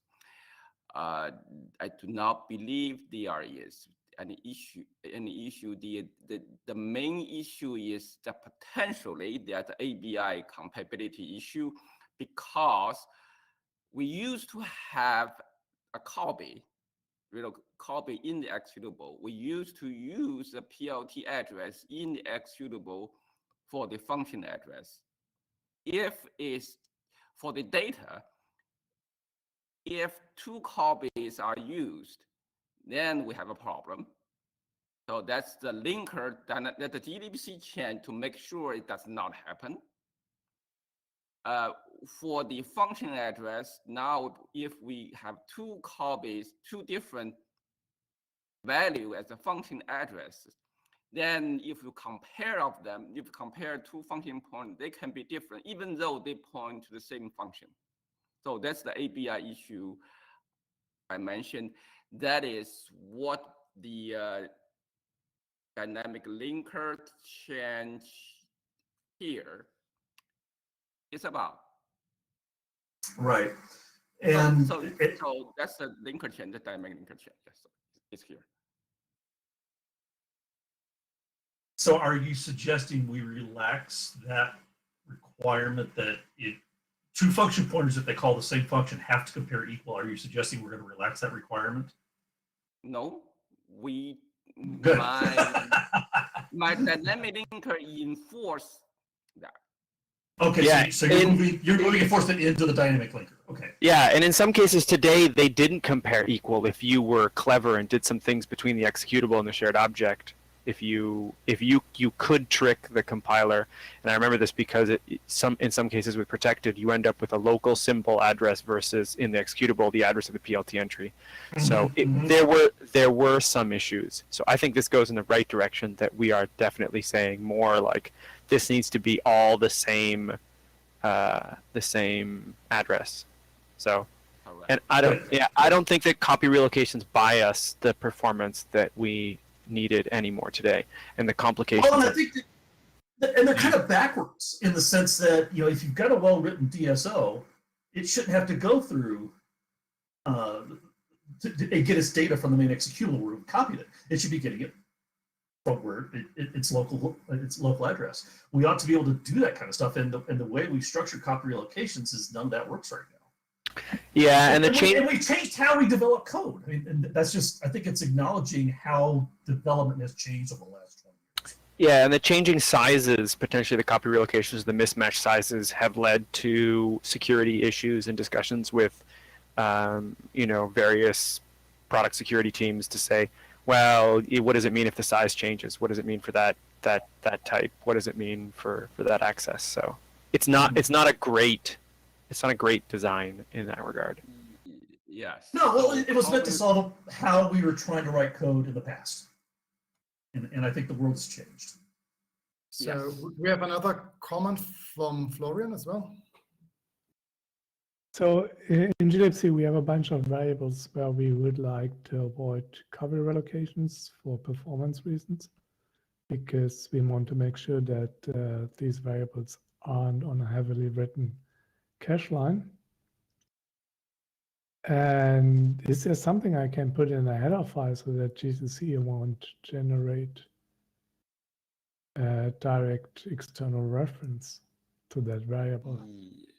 Yes. So what we can do is we can introduce the attribute. So we can apply the indirect external access to, instead of only do that in command line, we can do that on per symbol basis. Yes, we can do that. And then it will generate a God entry. And if the linker also doesn't optimize it, the linker won't introduce a copy relocation. No. Okay. No. Yeah, that would be Yeah, of course, for the marker, it applies to the whole shared object. So we do not per symbol marker. So the currently, let me see what's the linker. Oh, the linker support. It is say avoid copy relocation if possible. Because sometimes if you do not have a proper relocation access, copy relocation has to be used. So the linker in that case will issue an error. So yeah, so everything talked here can be implemented, and the only exception is as far as the linker is concerned, the indirect external access has to be per shared object, not per symbol. Okay, but yes. I thought the Carlos comment. Yes, we can certainly add the attribute. But that is actually independent of the rest of the changes, right?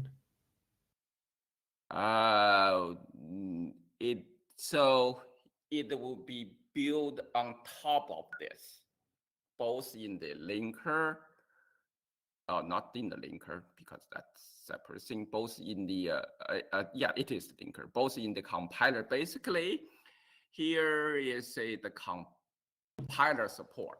So what Carlos asking is, so in addition to the command line option, we add the matching the attribute, so that the compiler can decide can now to use the direct access to the undefined symbol, even in the executable pi or numpy.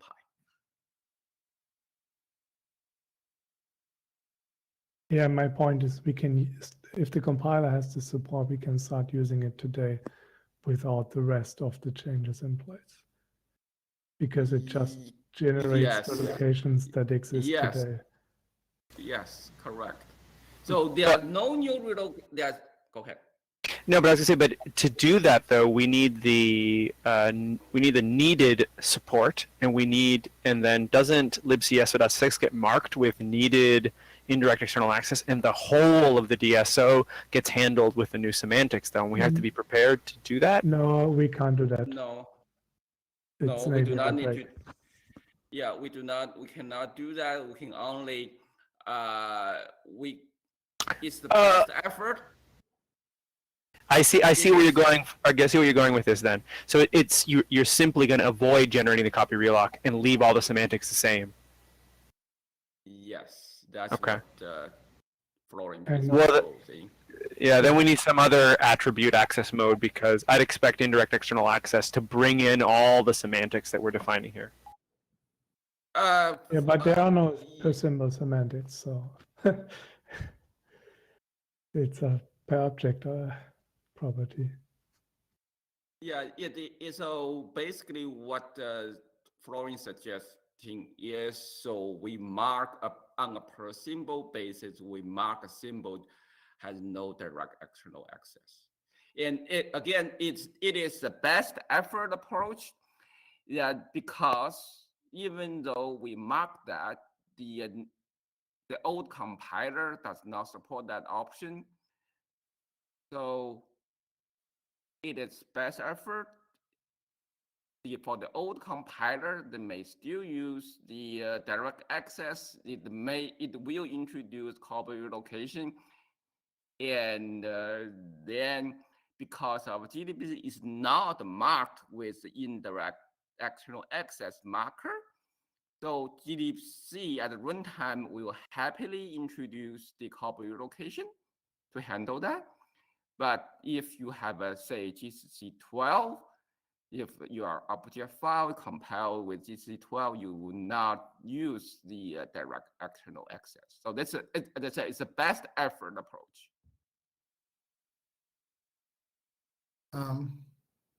So actually, I have another question. So about the code generation, I mean, historically, the reason for like the fpic option was executables were originally built for static linking, and then when dynamic linking came in, it was kept for compatibility. But I mean, these days executables are built for Pi usually anyway, and now with this new mode, there are more changes. So my question is there then any real change in code generation for an executable versus code generation for a shared library? Or couldn't it just all be the same and we don't even have to treat the executable as special anymore at all? This is a good question. And the answer is mostly is yes.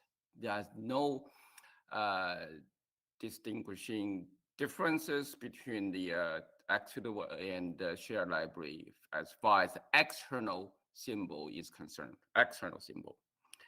And however, there are things, for example, because of the shared function, global functions in the shared library can be preempted. So if you have definition in the function, if it's not marked as protected in the shared library, you have to use, say, for example, function pointers, you have to use the GOT. And for the data access, you have to use the GOT. But for the data definition in the executable, it can be accessed directly. It's not because of copy relocation, it's because it is the real definition. It will override everything else in the shared library. So in that sense, they are different. But for the external, for the undefined symbols, yes, shared library and executable, they can be treated the same. Okay, thanks for the clarification. Was there any other comment or question? So Jeff asked if we can introduce a new relocation to get behavior. I'm not sure if we need a new relocation. Well, I'm thinking of the case where Florian wants to have the external access, but not. Okay, so basically what you are asking for is the runtime relocation, right? You want a new runtime relocation. So basically, when you access to that symbol, do not use the copy relocation. So yes, I think that's what he's asking. No, yeah, I think we don't need a new relocation as long as the static linker never turns indirect external access into a copy relocation as some form of relaxation. No, I do not believe static linker. Yeah, okay. I have to double check. What I'm trying to say, I do not believe the static linker does that today.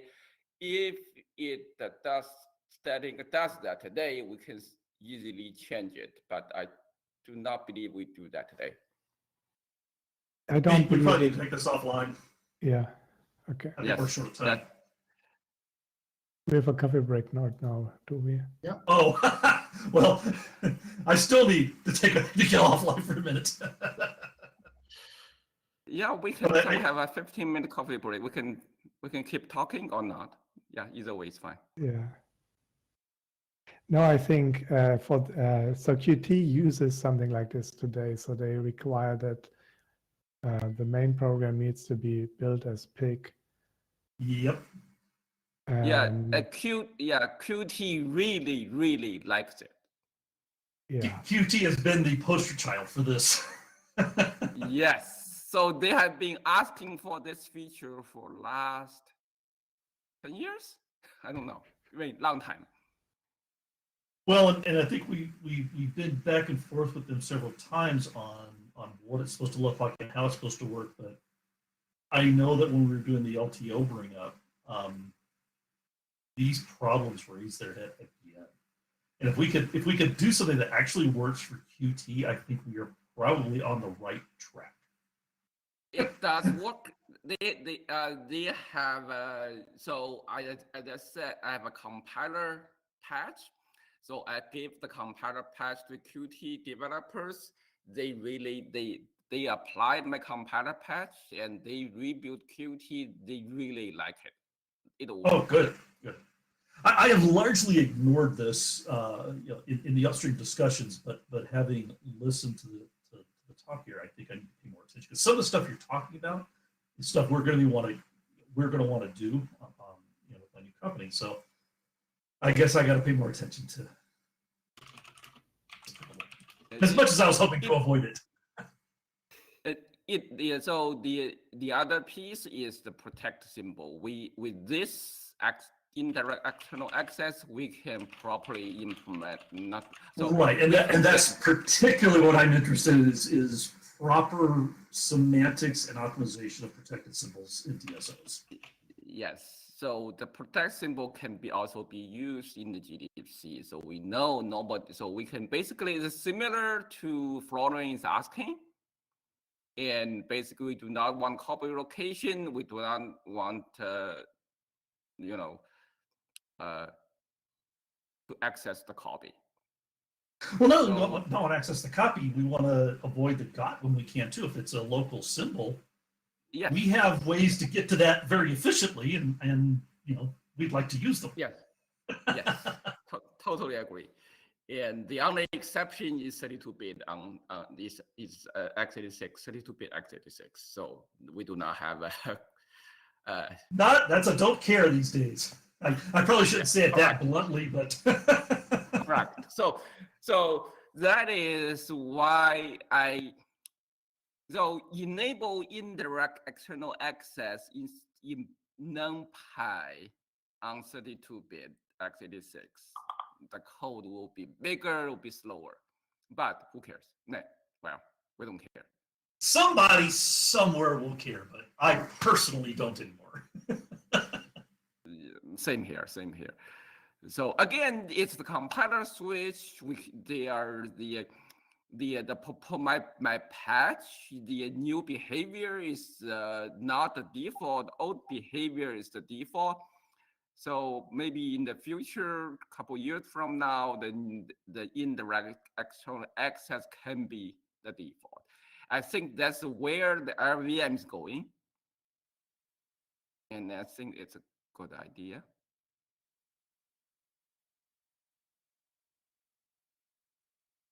And again, for the compiler implementation, most of the things, because the decision was mostly made, we have a target hook for that.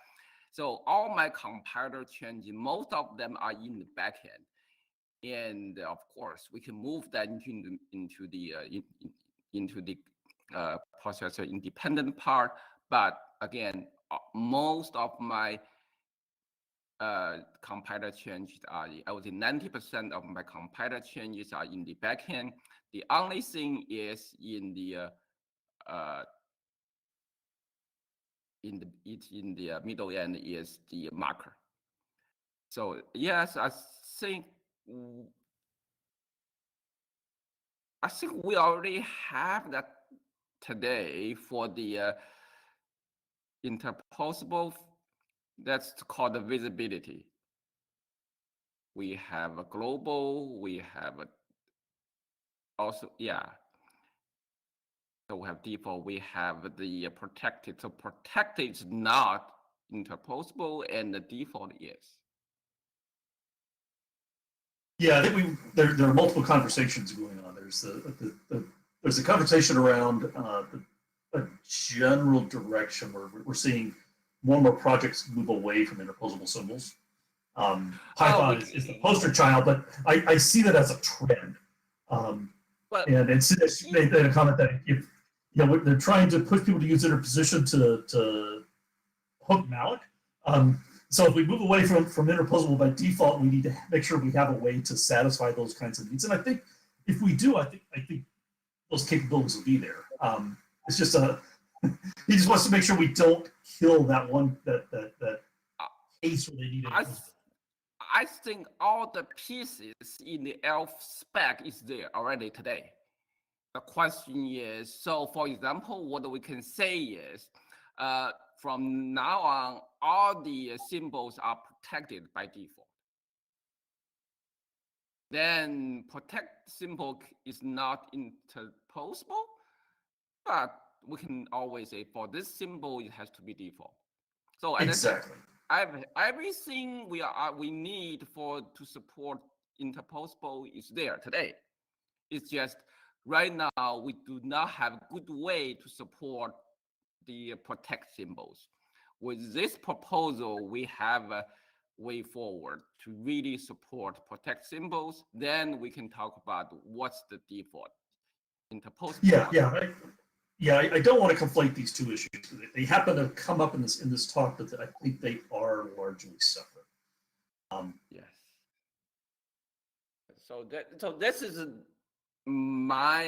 so I opened the GCC bugs, a couple of them about this particular issues in the past, maybe last 5-10 years, and I want to fix it for a long time. And I think finally we have some motivation. I have some motivation to really do it.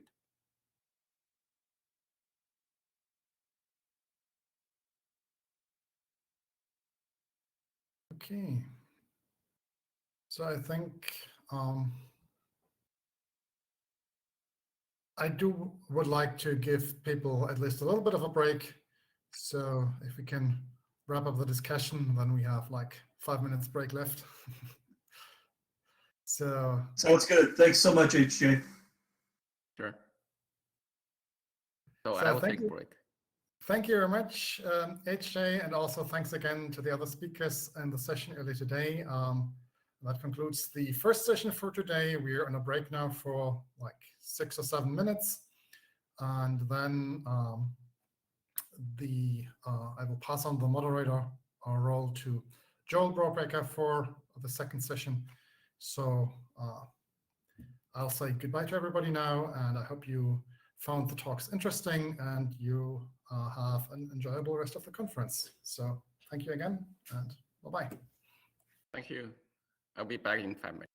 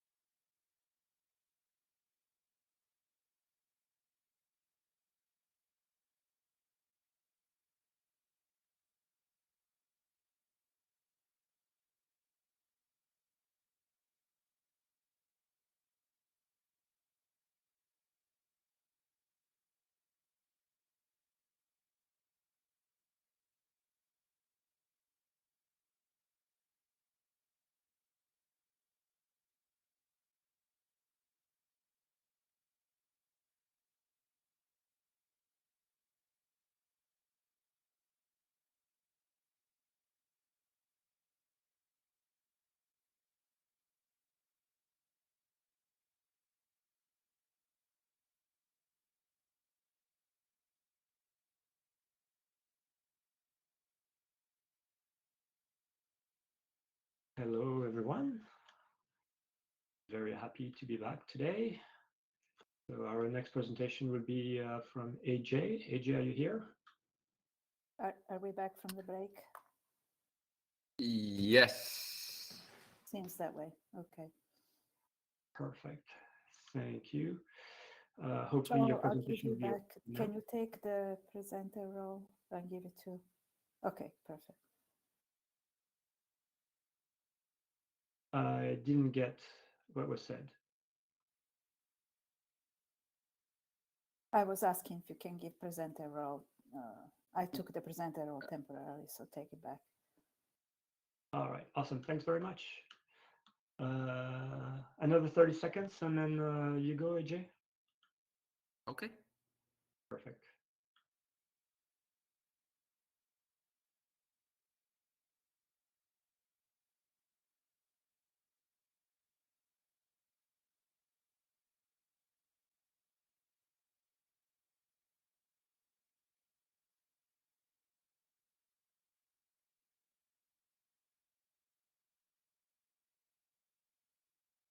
All right, AJ, the floor is yours to talk to us about linear address masking. Thank you. Okay. This is talk about the enable Intel linear address masking in Linux. So in the future Intel processors, we are going to introduce Intel LAM feature. It's called the linear address masking. Basically, we are going to use the upper bits of a 64-bit address for metadata. So we have two modes in the user space. One is called LAMU48, and it's the other one called LAMU57. They are similar. The 48, 57 indicate the address bits, the lower address bits used for the address translation. So the upper bits are ignored in that case. That's the basic features in LAM. Here we want to talk about how to enable LAM in Linux. So we did a couple things here. The one thing we want is we want the capability to enable LAM in the kernel. When we start the application, LAM can be enabled by default. So to do that, the kernel has to, and also the loader they have to know if LAM can be enabled safely, because some applications may use upper bits for other purposes, so they cannot be ignored by the LAM, by the hardware. So to do that, we introduce a marker for LAM. The LAM can only be enabled by default if all the components are marked as LAM enabled. And the same LAM marked executable and shell library can be used on the processors without LAM support. They are going to be ignored, those markers. On the legacy processors, the LAM will not, of course, would not be available on the legacy processors. And the idea is even if we enable LAM, by default, there are going to be no performance loss, just because the upper bits are ignored.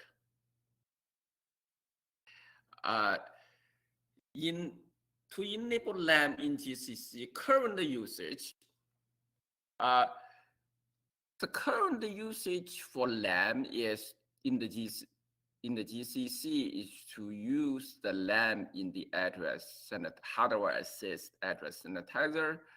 And there are two pieces. One is we need to enable memory tagging in the x86 backend.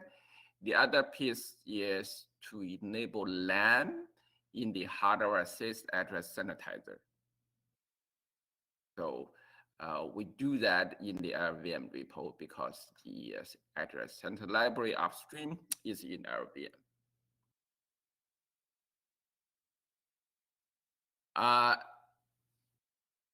We introduced some linker support in the build-util. It's in the build-util 2.37. We can mark the program and share libraries. It's LAM enabled. It checks the marker in the input file, and also it has some command line option to verify the marker and to generate marker if needed.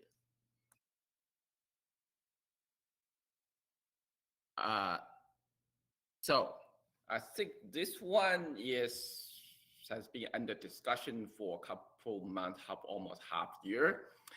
So what we want is a couple things. We want to enable LAM in GDPC. We want to have API to enable and disable LAM in the GDPC, not through the kernel interface directly for a couple reasons.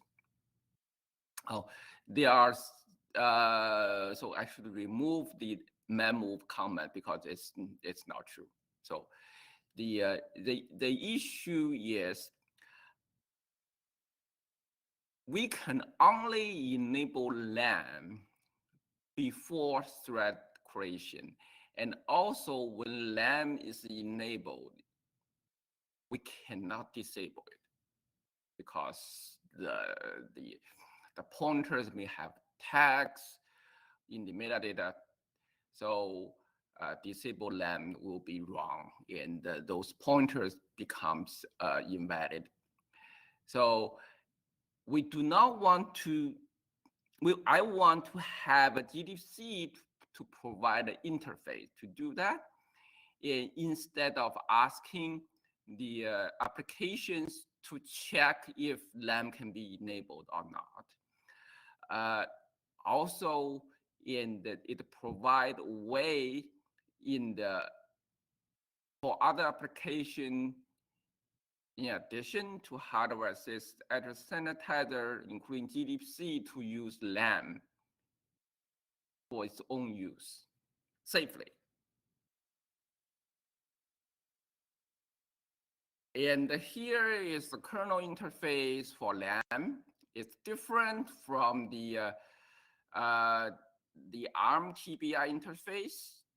And so the motivation is that we want to use the marker for the GNU properties. We have A6 feature marker. So we currently have IBT and for indirect branch tracking and the shadow stack. And it introduced two more, LAMU48 and LAMU57. So the idea is kernel may enable LAM by default. And so we are not proposing we're going to do that today, but in the future, kernel can do that. And that's how kernel will do it, and through the marker, and it can check. And here is kernel interface, basically rename the CT to just to the feature. And so there's one difference between the shadow stack and IBT and the LAM. That is, the shadow stack and IBT can only be enabled by the kernel, nothing else. So it can be disabled from user space, but can only be enabled by the kernel. But for the LAM, the user space can enable that. So initially, implementation LAM will be disabled, and we have an API mentioned earlier to enable LAM. So the LAM bits are allowed in the enable interface.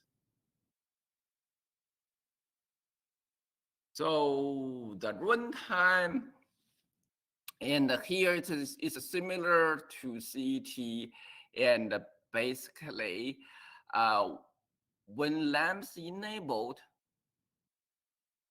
we cannot disable LAM unless it is marked as permissive. The reason is once you have LAM enabled, we have a pointer already with the tag, and if we disable LAM, those pointers will become invalid. So, and here I want to say something about this. So the loader in the GDPC will be marked with LAM compatible, enabled, but it will not use anything in the upper bit for the metadata in the loader. So they will work with the LAM both enabled or disabled. So we can disable LAM safely in the loader because the loader itself will not use LAM, will not use upper bits for the metadata.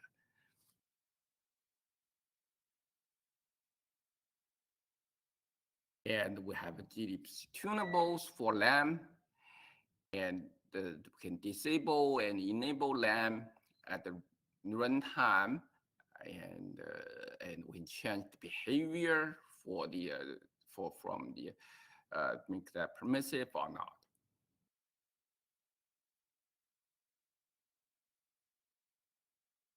And so most of the applications are LAM compatible because they are not use the upper bits for its own purposes.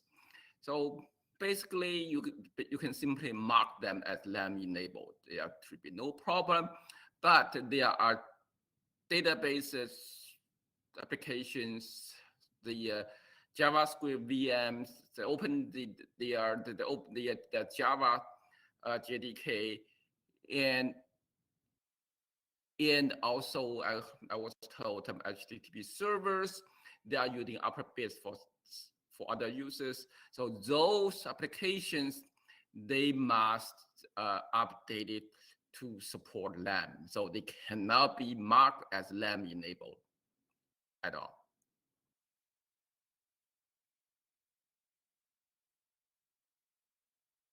So Mark is asked a question about the loader.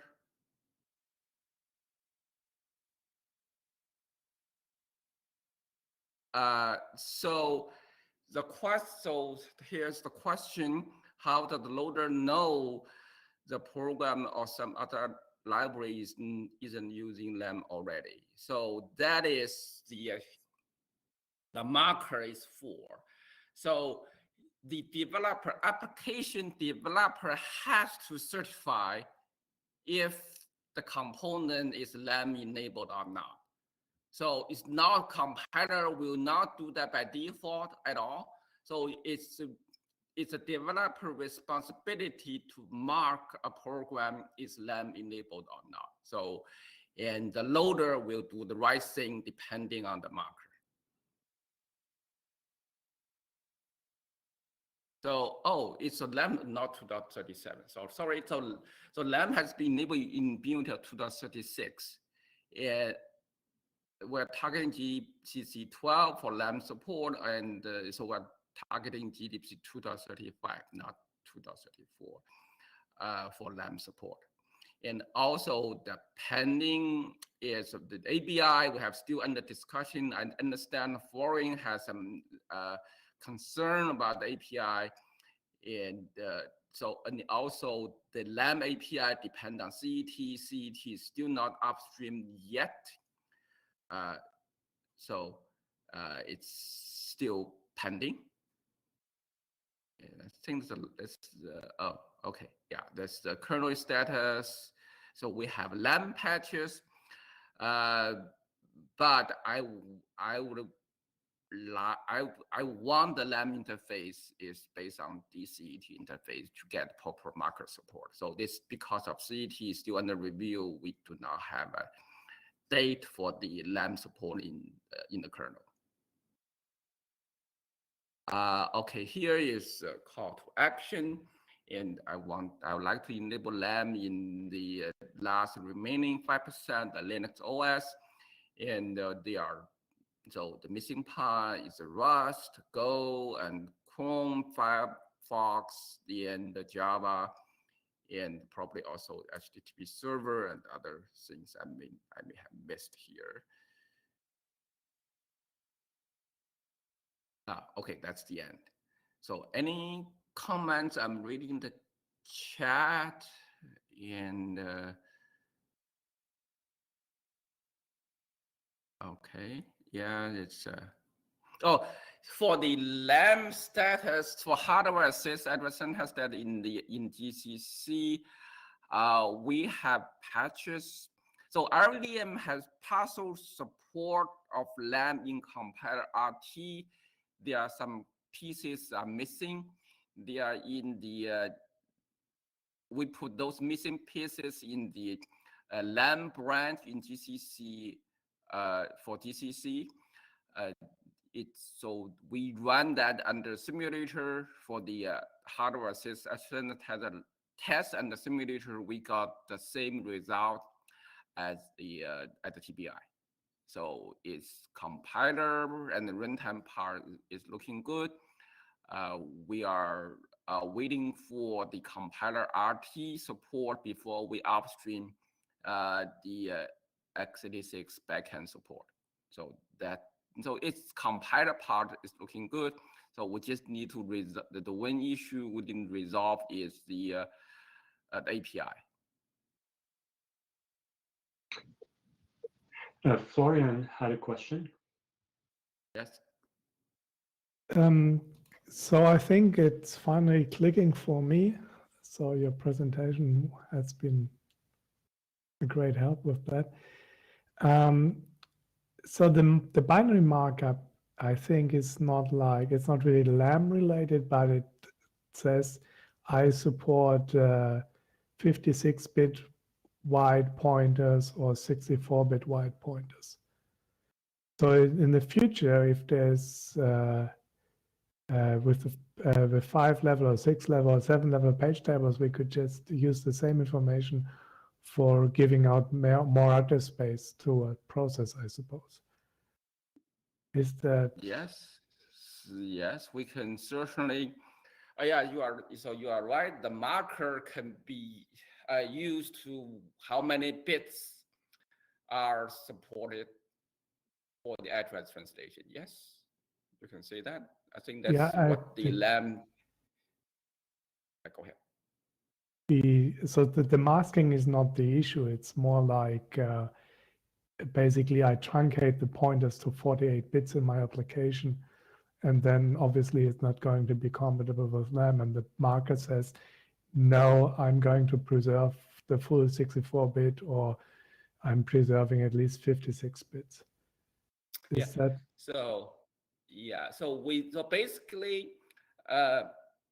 without markers, anything goes. So the loader does not know anything about that. And with the marker, and say, for example, with the LAM U57 marker, and it's compatible, it means the application will not use the upper 8 bits for other purposes. So the hardware can safely ignore the upper 8 bit, upper 7 bits.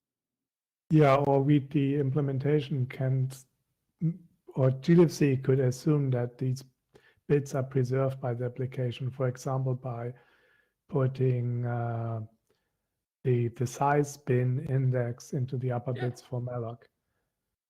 It doesn't have to be ignored.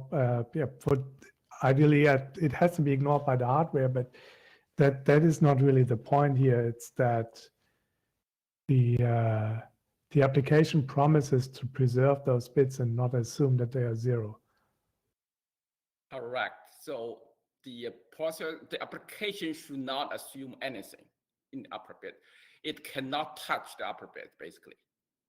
Cannot assume any meaning, particular meaning for the upper bit, cannot modify or change upper bit. Yeah, it's like the lower bits basically. I mean, a bit 4 you can't change bit 40 at either, or bit 42 or whatever. That those bits are significant. And then in the old ABI specification, the PS ABI said the pointers are only 48-bit significant or 47-bit significant, and that is changing, and that's why we need the markup. So that's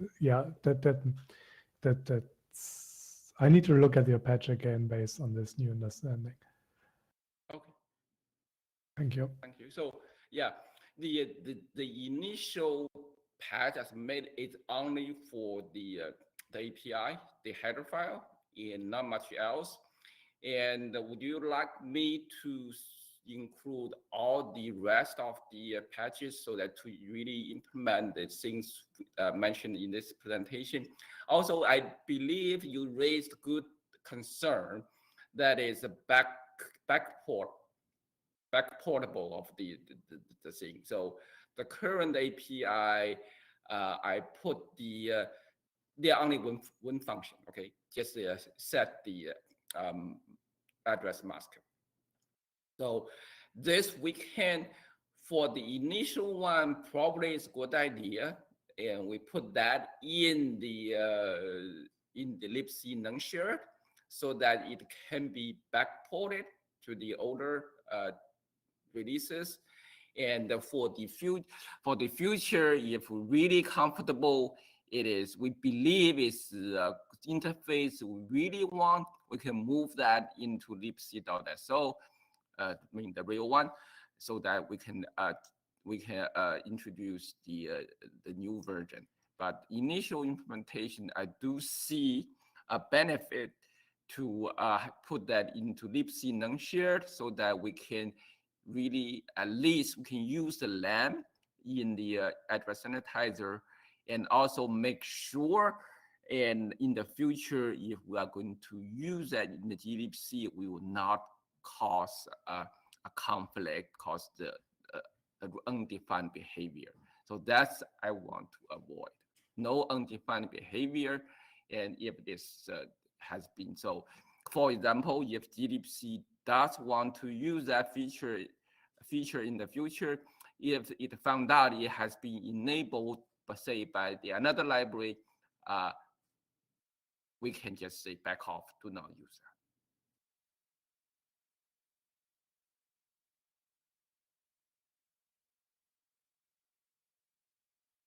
that. Okay. So Dimitri is asking the feature status. So the GCs, as I said earlier, the glibc, we do have a glibc patch. The only one issue is Florian raised a concern about where we should put the initial one. I think libc non-shared is a good suggestion. And for the GCC, we do have a backhand patches, but the problem is the compiler RT. The LAM support in compiler RT is incomplete. Intel has been trying to upstream the LAM patches for compiler RT, but they are, I think it's in April, but it's still not done yet. If we would like to RVM community to comment on the LAM patch so that it can be upstream in the compiler RT, then we can sync sanitizer library with upstream. Then we can upstream the backhand patches. And for the QEMU and the kernel, and as I mentioned earlier, the interface still not finalized yet because of the current, my proposal depends on the CT patches. The CT, because CT has not been upstreamed, we cannot make final decision on the LAM one. So all the pieces are there, I mean the kernel.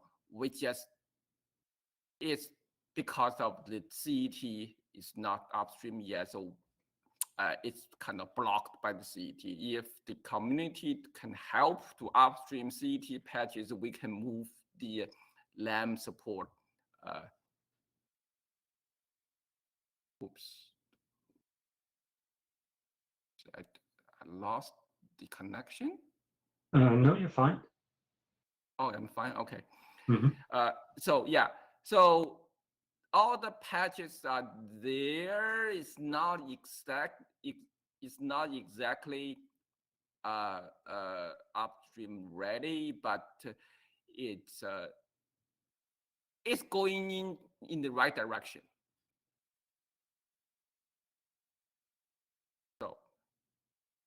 So we really need to appreciate. We can really appreciate the help from the community to upstream LAM, especially for RVM. So RVM part is incomplete because we depend on the compatibility library. So GCC cannot be finished.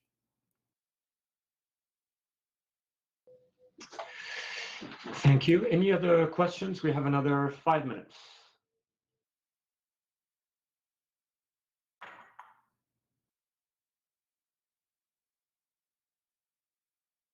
Going once. Nothing in the chat. Going twice. All right, well, thank you, AJ. Thank you very much for your second presentation of the day. Thank you. If we're good to go, then maybe we can start preparing for the next presentation, which is from Frederick.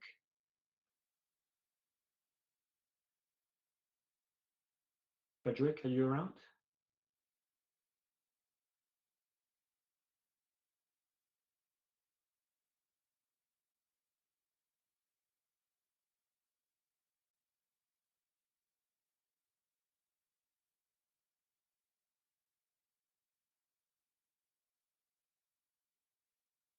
You are now on mute. Hi, I'm here. Can you hear me? Yes, there's a people. Okay, what could I do about the echo?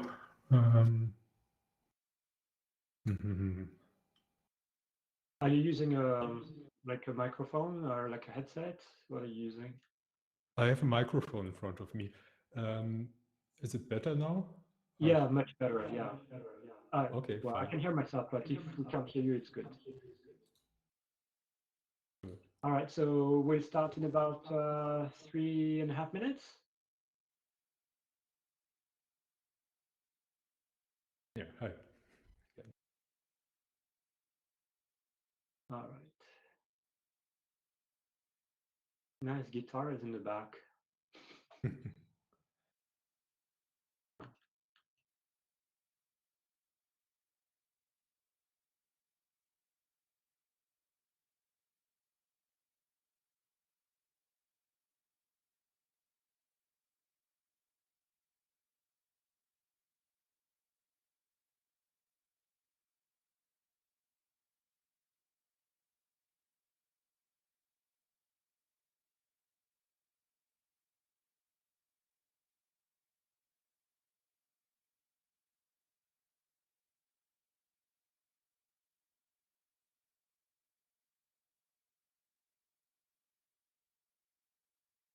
Reminds me of my last tennis tournament.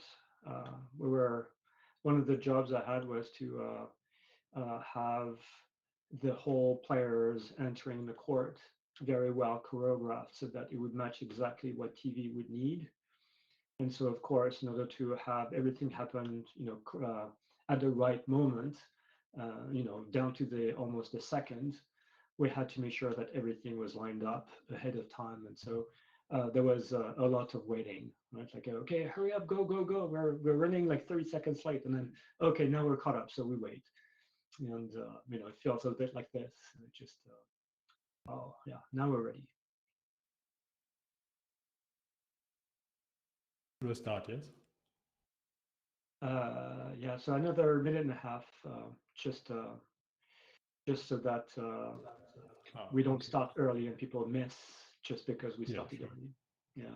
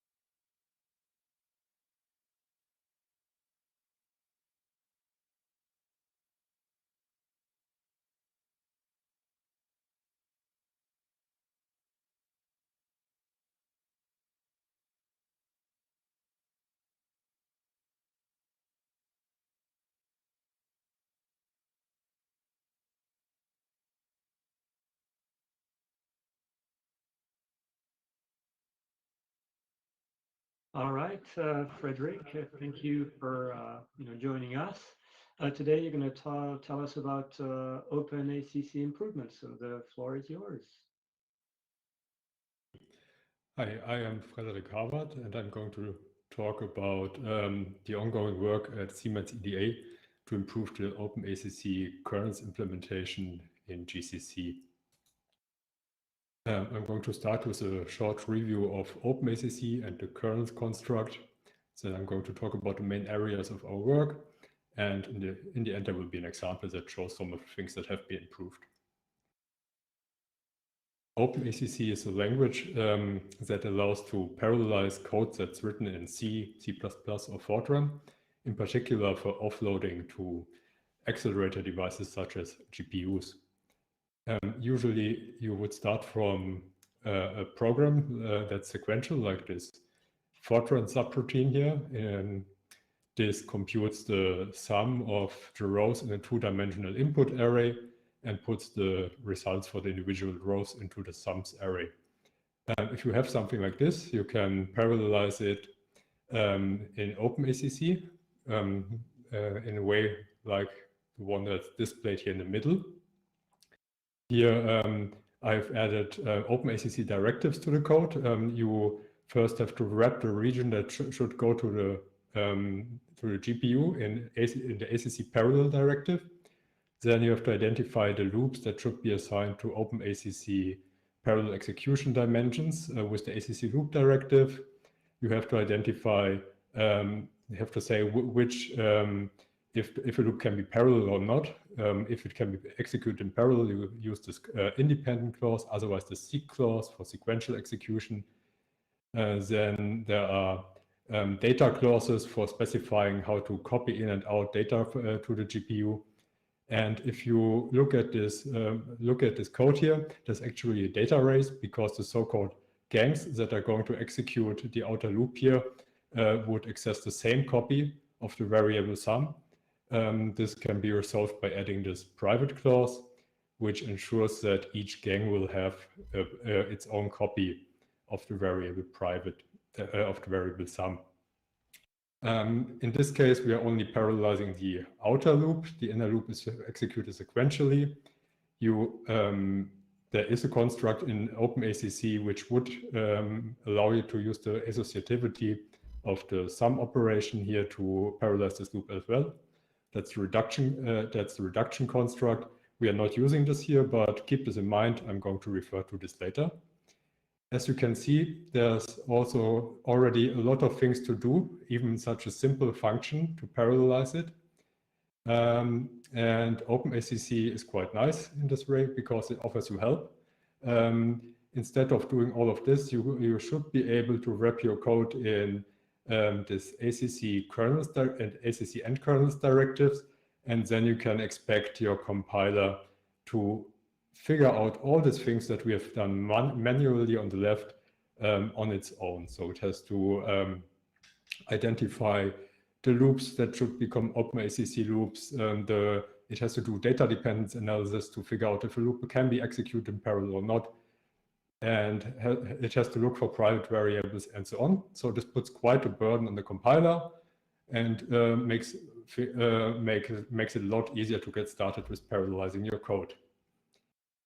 That's supported, the OpenACC kernels construct is supported in GCC, but so far GCC has not done a very good job with analyzing those kernels regions.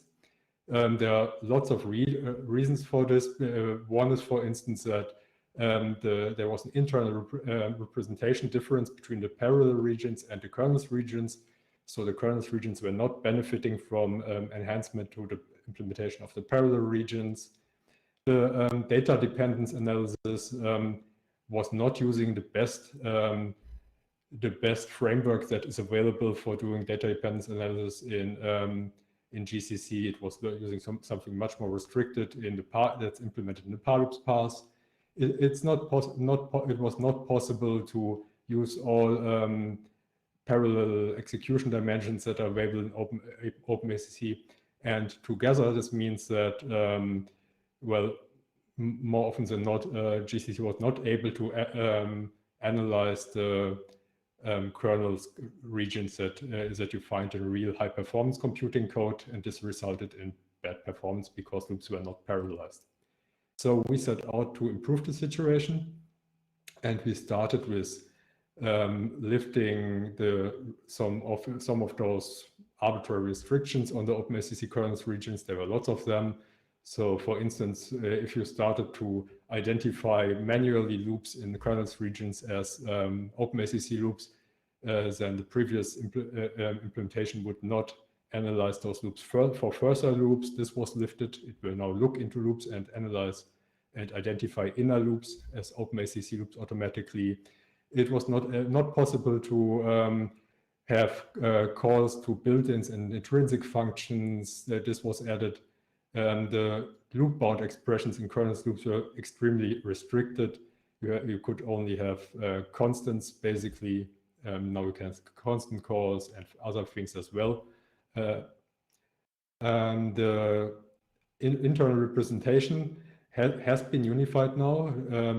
There's now a path which takes a kernels region and looks for loops that should become OpenACC loops and decomposes the regions into something that's essentially the same as the parallel regions. There are some differences, some information that something came from a kernels region that we use for better diagnostic messages and so on, but it's essentially the same now. And the thing about which I want to talk most here in this talk is the new data dependence analysis that's based on the Graphite framework. And the status of this work, the things that I'm going to talk about are basically done, and we hope to commit this soon to our OpenMP and OpenACC development branch that's available on the GCC Git repository. And I hope soon after we will also submit the patches for inclusion in the mainline branch. Now I'm going to talk about Graphite, which is a generic framework for data dependence analysis and loop transformations. That's already present in GCC and has been present for a long time. It's currently used for things like -f loop parallelize all, which enables automatic parallelization of code, not parallelization for offloading, but for host execution, thread-based, OpenMP-based parallelization. And does -f loop nest optimize, which does loop nest optimization using Graphite. Graphite is based on a geometrical view of loops. This approach is often called polyhedral compilation. And here loops are mapped to polyhedra. And this enables the use of many mathematical and algorithmical tools on this representation for analyzing the loops and transforming them. And this transformation can then be transformed back to Gimple. There are many advantages to graphite, some disadvantages as well. The approach, this polyhedral compilation approach, is very well understood, and there's a large body of research on it. It can already represent quite a wide class of loops. This also means that there are restrictions, and there will always be restrictions in loops which cannot be represented. But what it can represent is already quite a good match for the typical OpenACC code. And there are possibilities to further broaden this class of loops.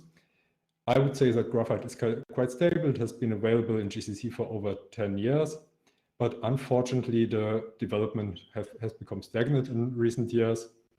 I don't think, I don't have the impression that that's because somehow polyhedral compilation is not longer alive. That's not the case. There are other projects like LVM Poly, but well, the interest has simply moved somewhere else. But I believe we can catch up in graphite with the recent developments in other projects. And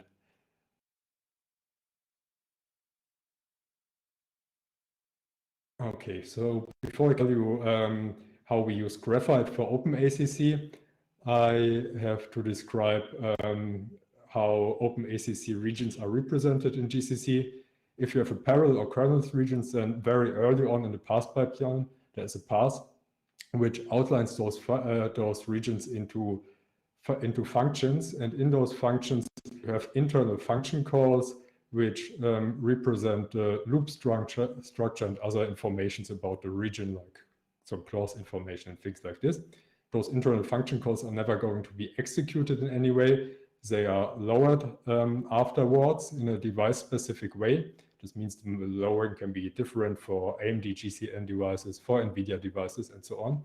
And what makes life quite hard for analyzing those loops is that things like the loop bounds now depend on runtime information. So there are function calls which query information from the GPU to determine the exact way in which the loop has to be executed. Graphite runs much later than the OpenACC lowering. So one of the first things that we had to do was to move the OpenACC device lowering path to a later place in the path pipeline. This brings some difficulties with it. For instance, there were now lots of passes which never had to deal with the internal function calls, which we were now seeing them and had to be adjusted. Then because the device lowering was happening later, we were missing, the lowered code was missing out some optimizations which somehow had to be repeated and identified. So those are some things that had to be, we had to cope with. Then one of the a bigger problem was that graphite and the OpenACC passes had a different idea of what the loop was. OpenACC uses its own loop structure, which is embodied in those internal function calls. Graphite, as the other loop optimization passes, operates on control flow graph loops, and we had to somehow resolve this and match this up. And there are several difficulties. For instance, one OpenACC loop can correspond to several CFG loops. And the lowering introduces additional dependencies, and we somehow have to match this up in Graphite and ignore those fake dependencies which don't belong to the user code. And in general, we have to help Graphite to analyze the loop as if it was the original loop, which is not available at this place in the path pipeline anymore. Furthermore, we have to support some OpenACC constructs like private and first private clauses or reduction clauses for which the code is not sufficiently lowered yet. So we have to teach Graphite about those things and handle some of the dependencies and ignore them in a safe way for analyzing the loops. That's already quite difficult to do for doing only data dependence analysis, which is fortunately the only thing that we are right now interested in. So we don't use Graphite's code generation capabilities. this would be interesting to do in the future, in principle, to be able to optimize open ACC loops using graphite. But this would require to reconstruct the open ACC loop structure from graphite's internal representation, which we cannot do and don't have to do right now. But this already required some implementation because so far all graphite users in GCC have been using the code generation. It was enabled by default, so even skipping it was something that needed to be implemented.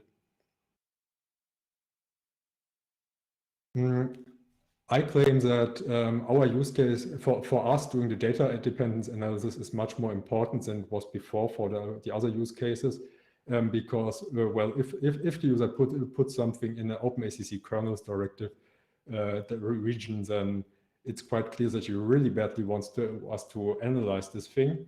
And so we had to lift some restrictions in graphite to ensure that the region will always be analyzed. There were some intentional restrictions because graphite is also known for potentially quite high resource use. We believe that's not a problem in general for OpenACC use because the kernels regions don't tend to be large and we have not encountered any problems, but we have lifted some default values for parameters, adjusted some things that were keeping graphite from analyzing potentially unprofitable loop nests. So those were a lot of changes, but mostly easy things. A fundamental change that we had to make concerns the alias checking graphite. Graphite needs to know which data references in the loop list could potentially alias. And so far, it tried to resolve all of this statically. And if it failed to do so, it was bailed out from the analysis very early on, which is completely unacceptable if you have to analyze non-trivial C code because of the use of unrestricted pointers. And this affects also a significant amount of Fortran code, but that's a bit better. So our new approach is that we continue graphite execution, even if aliasing is the potential aliasing that cannot be resolved statically is found. But we remember all pairs of data references that might be aliasing, and we create a runtime alias check condition, which we put around the region of codes that graphite has analyzed. And then at runtime, we execute this check. And if actual aliasing is found, which is rather unlikely to happen, then we fall back to sequential execution. And this extends the class of programs that can be extended by can be handled by graphite tremendously. Except for those things, we also had to change some other things that prepare the code for being analyzed by graphite. One of those things is that the delinearization of array accesses in Fortran code. I think I should say what a linearized array access is. That's the way that you would usually access an array in a dynamical multi-dimensional array in C code. So consider something like an integer array which is two-dimensional, then such a thing could be accessed like this. Yes, that's a linear array. You are treating memory, like as a linear thing. And if you access a memory in this way, this memory access cannot be represented by graphite because it's not an affine function of the variables here. It has this multiplication of I and the two variables and so on. This cannot be represented by graphite. And so the graphite analysis would immediately stop. Now we could hope that the situation for Fortran is much better because Fortran has proper multidimensional arrays. But unfortunately, of course, at some point in the compiler, you have to lower array accesses into something that looks like this. But unfortunately, in GFortran, that's happening quite early in the front end. And so we had to do something about it. And we changed the front end to emit array refs instead of memory refs for the individual dimensions. So now graphite can identify the individual dimensions of the multidimensional array access and all of the access functions are now affine expressions in such a case, and this can be analyzed by graphite. That this is working very well, but there are some forms of array accesses are not covered by this. For instance, scalarized array accesses, they could be covered in principle, but they are not yet.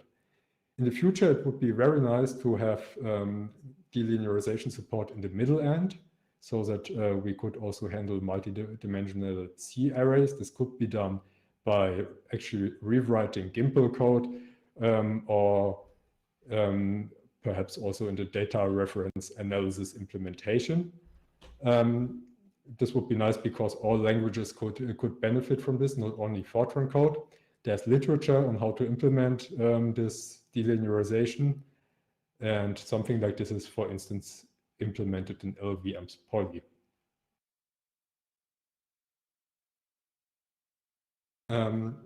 Okay, another enhancement we have, as you've seen in the initial example, it can be quite important to derive those private clauses for kernels loops, and we have implemented a path to do this automatically, and that has to be located before the OMP lowering path, which is quite early, so we don't have much supporting infrastructure like immediate use information and things like this to do the analysis, but it still can be done, and we have implemented this. It only adds private clauses to whole kernels regions. It would be nice in the future to be able to add those clauses to loops as well. I think this would be better placed in the somewhere in the loop optimization path, which is not so easy to do because we would have to repeat the private clause lowering somehow.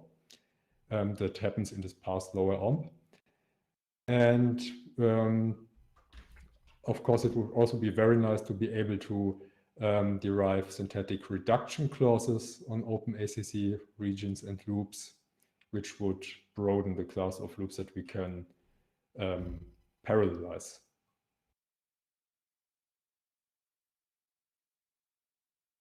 Now we come to the final example that I've promised. That's actually the example that you've already seen in the beginning. We had this program here with the ACC kernels construct, and I hope that now you can see that there are some problematic things in this kernels region. For instance, the multi-dimensional arrays here, the missing privates, the loops have to be identified, and so on. So you can imagine that the previous kernels implementation in GCC would have been unable to analyze this, but the new implementation is able to cope with this, and the analysis that it does executes this essentially like this manually parallelized version that we've seen before. So it has a parallelized outer loop, but no parallelized inner loop yet. For this, we would have to derive the reduction on sum here. Okay, so this was my talk. I'm done. Thanks for your attention. And yeah, questions.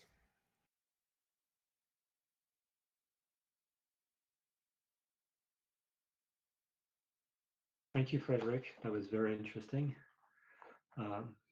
So questions? I didn't see anything in the chat.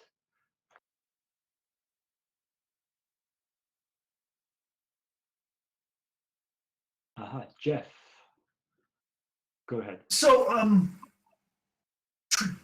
over the last maybe 10 years, the graphite infrastructure has not seen a lot of development or maintenance in GCC. In fact, on at least one occasion, it's been proposed for removal.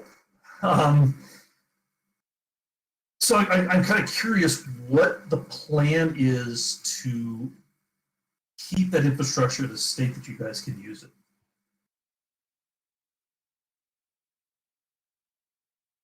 Well, I would not say that there's a plan now. Of course, there has to be done something.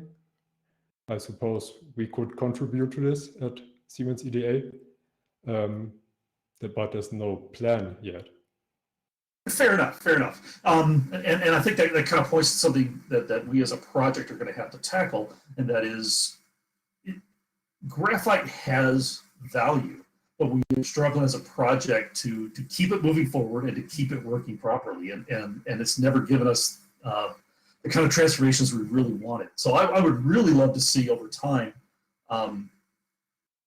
that infrastructure brought up to the point where everybody can use it, because right now a lot of places turn it off. And so, for me, the first thing that came out of this was, oh, okay, if Tachyum is going to support OpenACC, then we're going to start turning on graphite so that we have those capabilities, because we don't want to be doing something backwards for the rest of the world. But I also, I have concerns of turning on code that not a lot of people are using. And there's a bit of a disconnect between where you guys have gone and where the larger project has gone. And I just want to see more sense brought into that. So it's a long-term risk, I think, for the project as a whole, and for OpenACC and Siemens in particular. Richard, do you want to add? Well, I would love to hear Richie chime in. Yeah, so I think what is a good thing is that you're using graphite for the data dependence analysis, because I think that's something we would possibly like to do as well for our classical high-level loop transforms. So one issue with the graphite doing the code transforms is that it's basically a black box at the moment. It's using the ISL optimize, and then it has a not very good code generator, which produces code that's not easily going down the further optimization pipeline.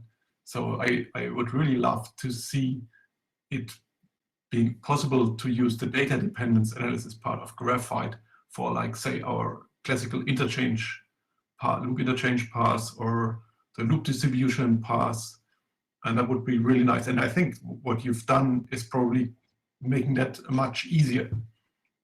Mm-hmm. Things like the alias checking and like generating runtime alias check, and so I hope was that you've actually using the shared code in the data dependence analysis for like maintaining the checks and optimizing them, and well, we'll see when you post patches, I guess. Yeah. Well, I think, Rich, you've hit on a really interesting idea about the choice of using graphite when there were other choices that probably could have been made.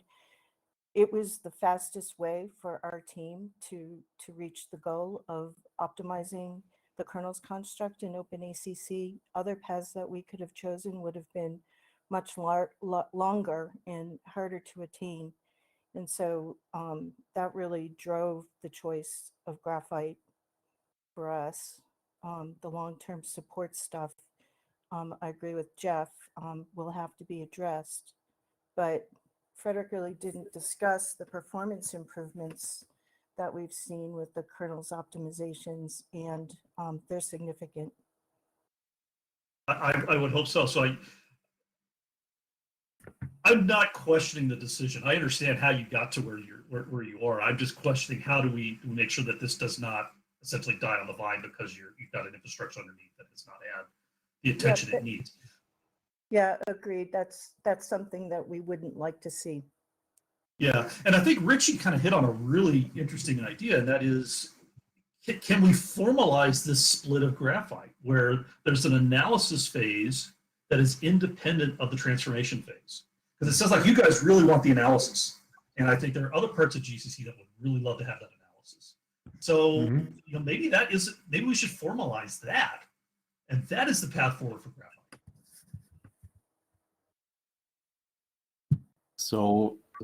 So eventually it will also be useful for OpenACC code to use some kind of code generation. Currently what we focused on was to analyze the code that is already marked up with OpenACC loop construct, so that already has some structure. But in the end, it would also be useful to look at random code inside OpenACC kernels regions and figure out some chances for parallelization in there. So there are some ideas about. And that starts to look like graphite. Yeah, you're right. And the other point I wanted to make, you are right. Well, and Frederick mentioned that graphite has not seen a lot of development in GCC in the last decade, I guess. But on the other hand, what we found and what we used, well, we had to make adaptations as he has outlined. But on the other hand, we found it a reliable implementation mostly. So that's a good thing. Of course, there are problems as everywhere, but it's not like it would crash for every other test case and stuff like that. So yeah, I mean, Richie and others have done a great job in terms of solidifying the implementation so it doesn't crash. Yeah, so it hasn't moved forward. It has been like 4 or 5 years ago, GCC 8 or 9. I've spent quite some time just making it work how it was intended to, not really improving it much, but at least making it not crash, not miscompile things, and removing stupid limitations. And I guess, but it has been some time, and I think also Michael Matz did some work on it like 2 or 3 years ago, but only it never landed on trunk.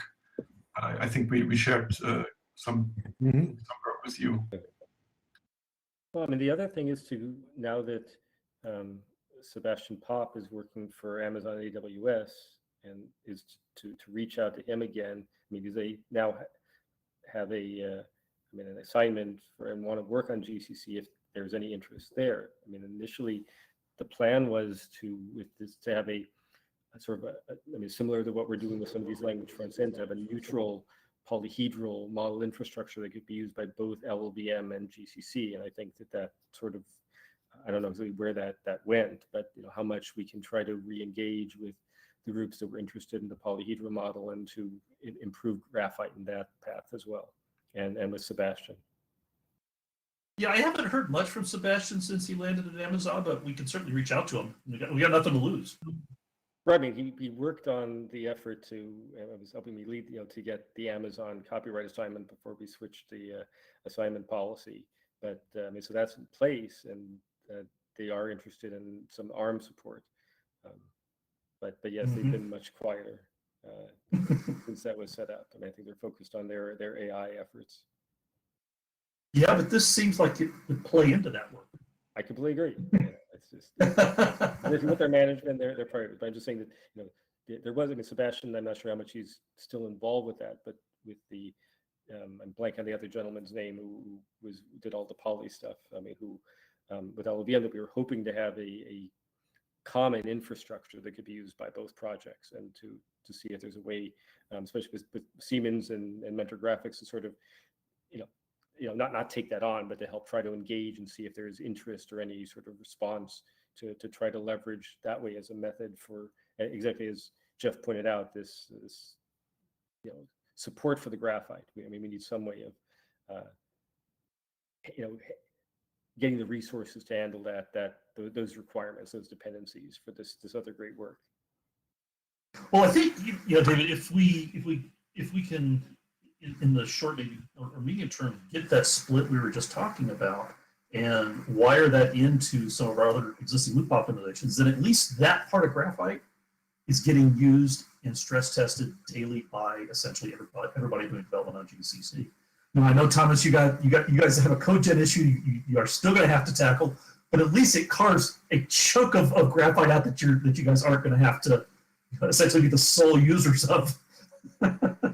Actually, what we have done is initially is to enable the analysis phase for all OpenACC constructs, so not just the kernels constructs, because there are not too many in the test suite, but also for all parallel constructs, just to give it some exposure to code. And yeah, of course, we found some issues that way. Yeah. I wanted to relay one question who Tom de Vries posted in the chat room, and Frederick Tom is the previous person having worked on the OpenACC kernel stuff. So he asked if the alias analysis is now done before the outlining.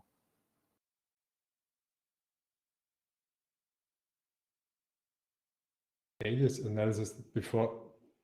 No, I'm confused about the outlining. Is this the outlawing or? I guess that's what he means. or the No, font no, expansion, I think. no, we have to do this. That's in fact creating some problems in the implementations that we are losing some information about aliasing because of this outlining, on-blurring stuff. It's not, but in the end, in the worst case, things will be handled by the runtime alias checking. Excellent. Yeah, but as I understand it, there is still the problem that this omp blob that we create to indirect all the things accessed inside the region, that's still a barrier for analysis in a way. In fact, it is, yeah. We This worked could be around improved. some things there, but yeah, there's still work to be done. And that's how I think also how we got the idea of to do the runtime alias checks, because that way we can just assume that there is no aliasing and defer to the runtime when it's easy to decide by pointer comparison and such things. Mm-hmm. All right. Well, we're a bit over time, so we're just going to have to switch to the next topic, which is related, as I understand it. It's a buff, so the format would be slightly different. I expect you guys would want it to be more interactive. So I'm just going to give the floor to you, Thomas, since you're here, and anyone else who's there, and let you drive the whole buff, right? So just shout if you need me. All right, over to you guys. Jakob's coming. Can everybody hear me all right? Yes. Yes. Good. So I did put a slide up, but I did not want to do a presentation or anything because we only have 45 minutes, and I knew there'd be loads of discussion on Frederick's interesting stuff. So I've just got a few talking points in case anybody wants, but it's basically what do people want to talk about now? There's a bunch of stuff going on, and we haven't got enough time for all of it, so where to start? So if there are, of course, any further discussions for the OpenACC kernel's work, then we could continue with that. Yeah. More questions. Anybody want ice cream?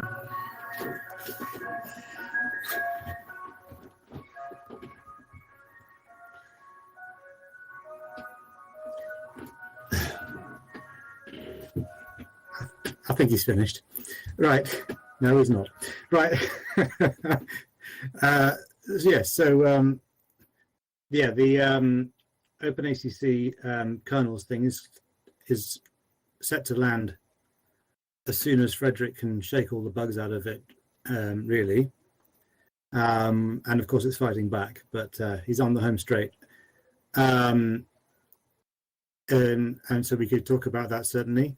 The other thing that's happening right now is, I believe, Jakob, you're working on the allocators. And so is Abid. I don't know if Abid's here. Yes, a little bit. There's some work on the 5.1, OpenAPI 5.1 new APIs for allocators, and I've done the attributes or modifiers on the clauses, but the allocate clause, allocate directive needs actually implementation, because right now it's sorry. I'm just checking the user list, and I don't think Abid's online, but Abid Kadir is currently working on some of this stuff on our end. So we should probably try and figure out what it's going to look like together, rather than doing two different implementations at the same time. No, I thought he would be here, but he's not. Okay, I guess it's late. It's 6:20.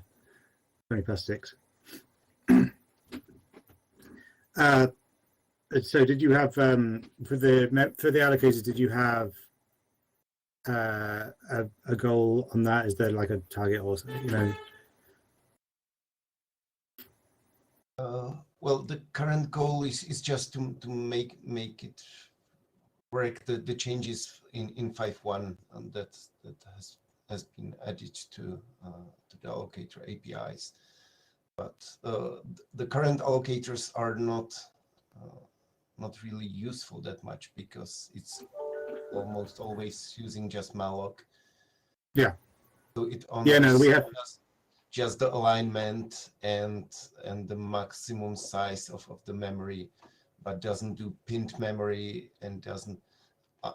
It would be very nice to use under the hood some other library like memkind for the high performance memory and stuff like that, but I actually don't have access to that, so I can't test it. Likewise, yeah. So we have a plan to implement the allocators for the target side memories, and the aim is to try and match what other implementations do. This is the request from our customers. So I'm not totally sure exactly what that looks like yet, but it will be, using the local memories for low latency and the Teams allocators, and graphics main memory for everything else. But it doesn't change any of the host stuff really. In terms of memkind, we will be looking at pinned memory and unified shared memory. This isn't going to be a next week thing, but this is kind of the plan. Abid's listening, so if he wants to say something, you can IRC me.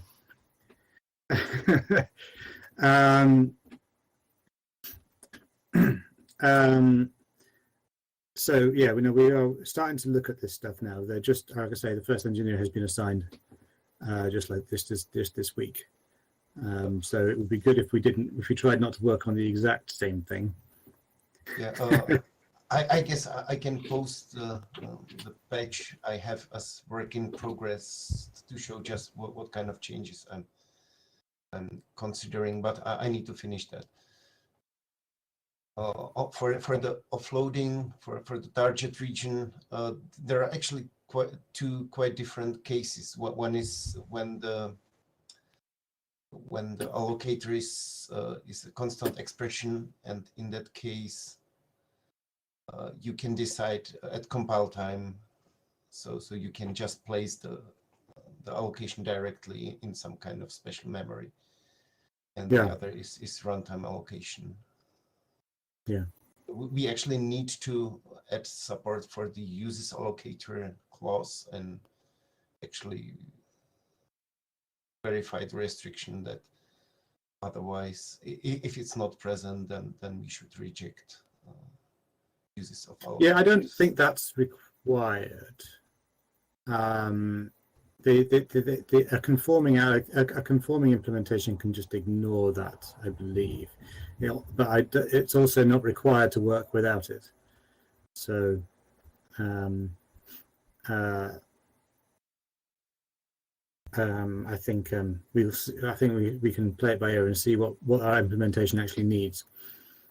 But right now, the OMP alloc and OMP free kind of just work as far as they go,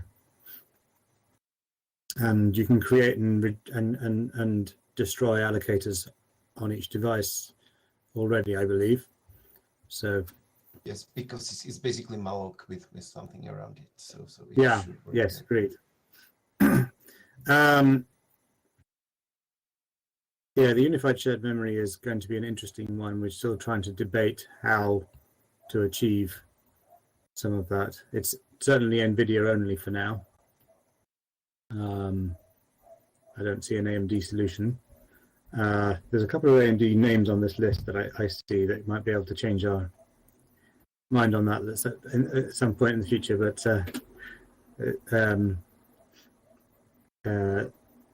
I don't know what it is yet.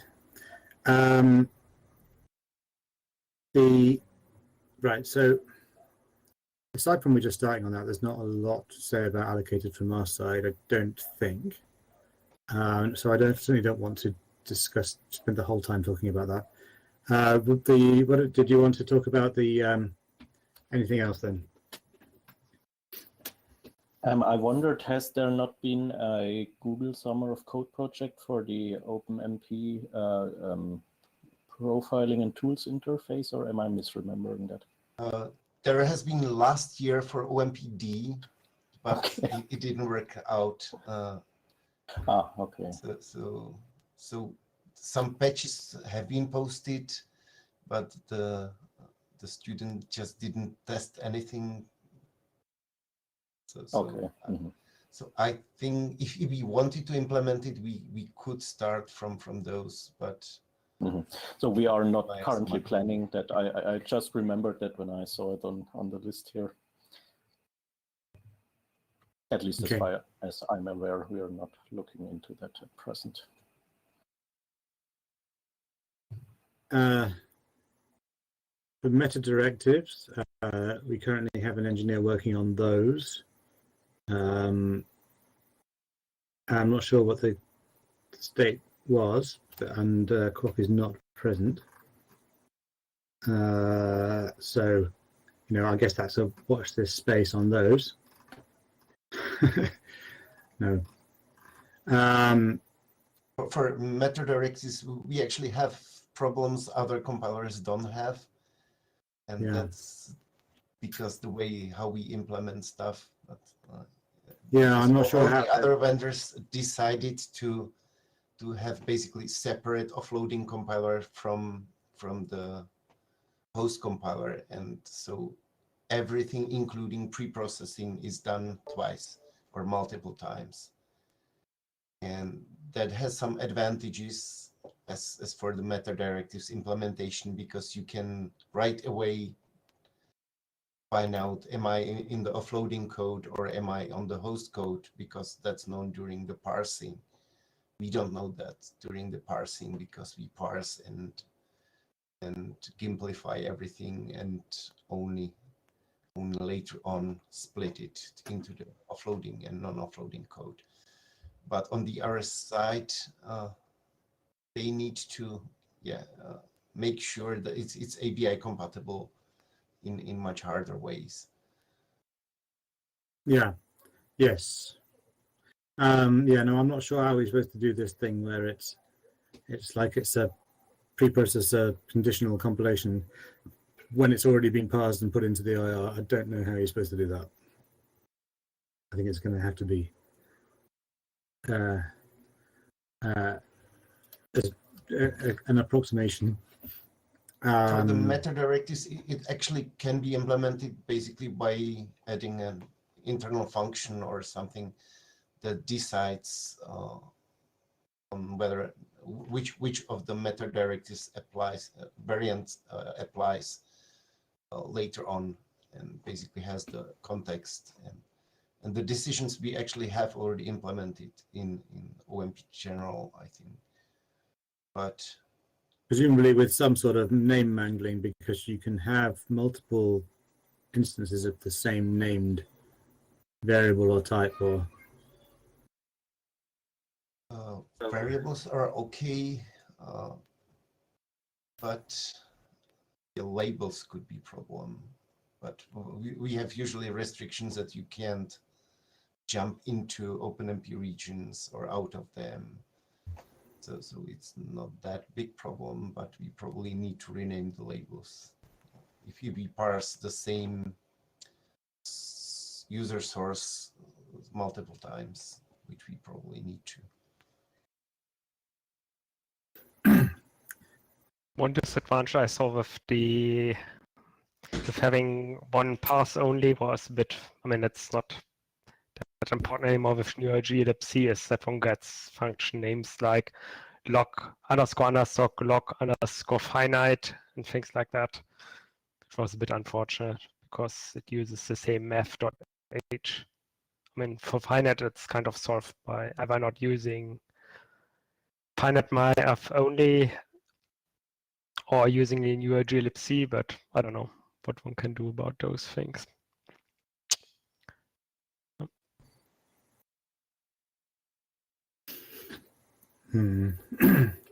Anyway, Croc says he's listening, but he's not taking part. It's like, guys, we had free tickets. You were offered them. Okay. The what else have we got then? Tobias, you want to talk about optimization? With optimization, I will recall some issues with, for instance, a constant propagation between the host, whereas before the target region, things like x equals, I don't know, 0.3, and then inside of the target region, one has something like sine x, which one could evaluate directly, but this doesn't happen. So I think at some point we need to have some optimization which go like const propagation or things like that, which go from the host code to the target or split of target functions. And things like that. So the pass that Frederick just described, in which we do privatizing things on the kernels, does a whole load of dependency analysis. I mean, it's very basic stuff, but it can be beefed up. Way early in the pass pipeline, before any of this stuff gets lowered. So it would, in theory, be possible to,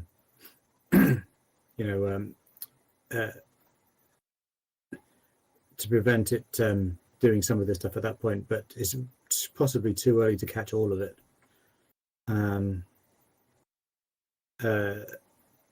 Anything that's slightly convoluted, of course, is going to be hidden from it. Anything with loops and finos and forward references and God knows, it just gives up on. But in theory, it should be possible to do a little bit of something in the the purpose of the pass was to optimize the things that are passed into a kernel. So I mean, I guess the value of types is part of it. I guess we have two different cases. One is the target offloading, and the other is everything else, all the outlined other regions, so parallel task and so on. Those other ones can be solved more easily because it's the same compiler, and we probably can use interprocedural optimizations, but probably need to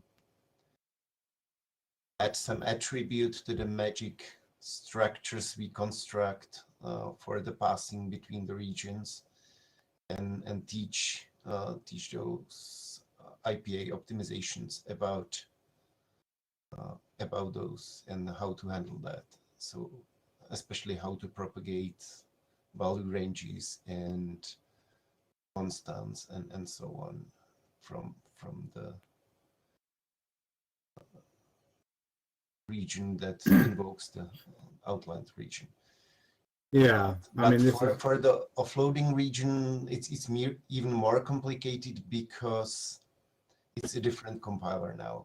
So we need to propagate those values from the IPA optimizations on the host, the offloading compiler. Probably not back, because that would be already too complicated, but at least. So can't you, this is Richard, so can't you go into SSA before the outlining and before the OpenACC lowering? So I understand that the loops are not represented in the CFG. So can you construct some kind of SSA that would not be wrong semantically because of the lack of CFG lowering, and do the propagation on that? So before you actually outline and before you lower any loops? Well, right now we have those two separate or three separate passes. Something is done during gimplification, and then we have the OpenMP lowering pass, and that really needs to be as soon as possible after gimplification. So it can be done on SSA and it can be done on CFG. Yeah, so then we have the OpenMP expansion, which is right now done right before SSA, right before going into SSA. And I think that's just historical because all the OpenMP expansion is done mostly on non-SSA.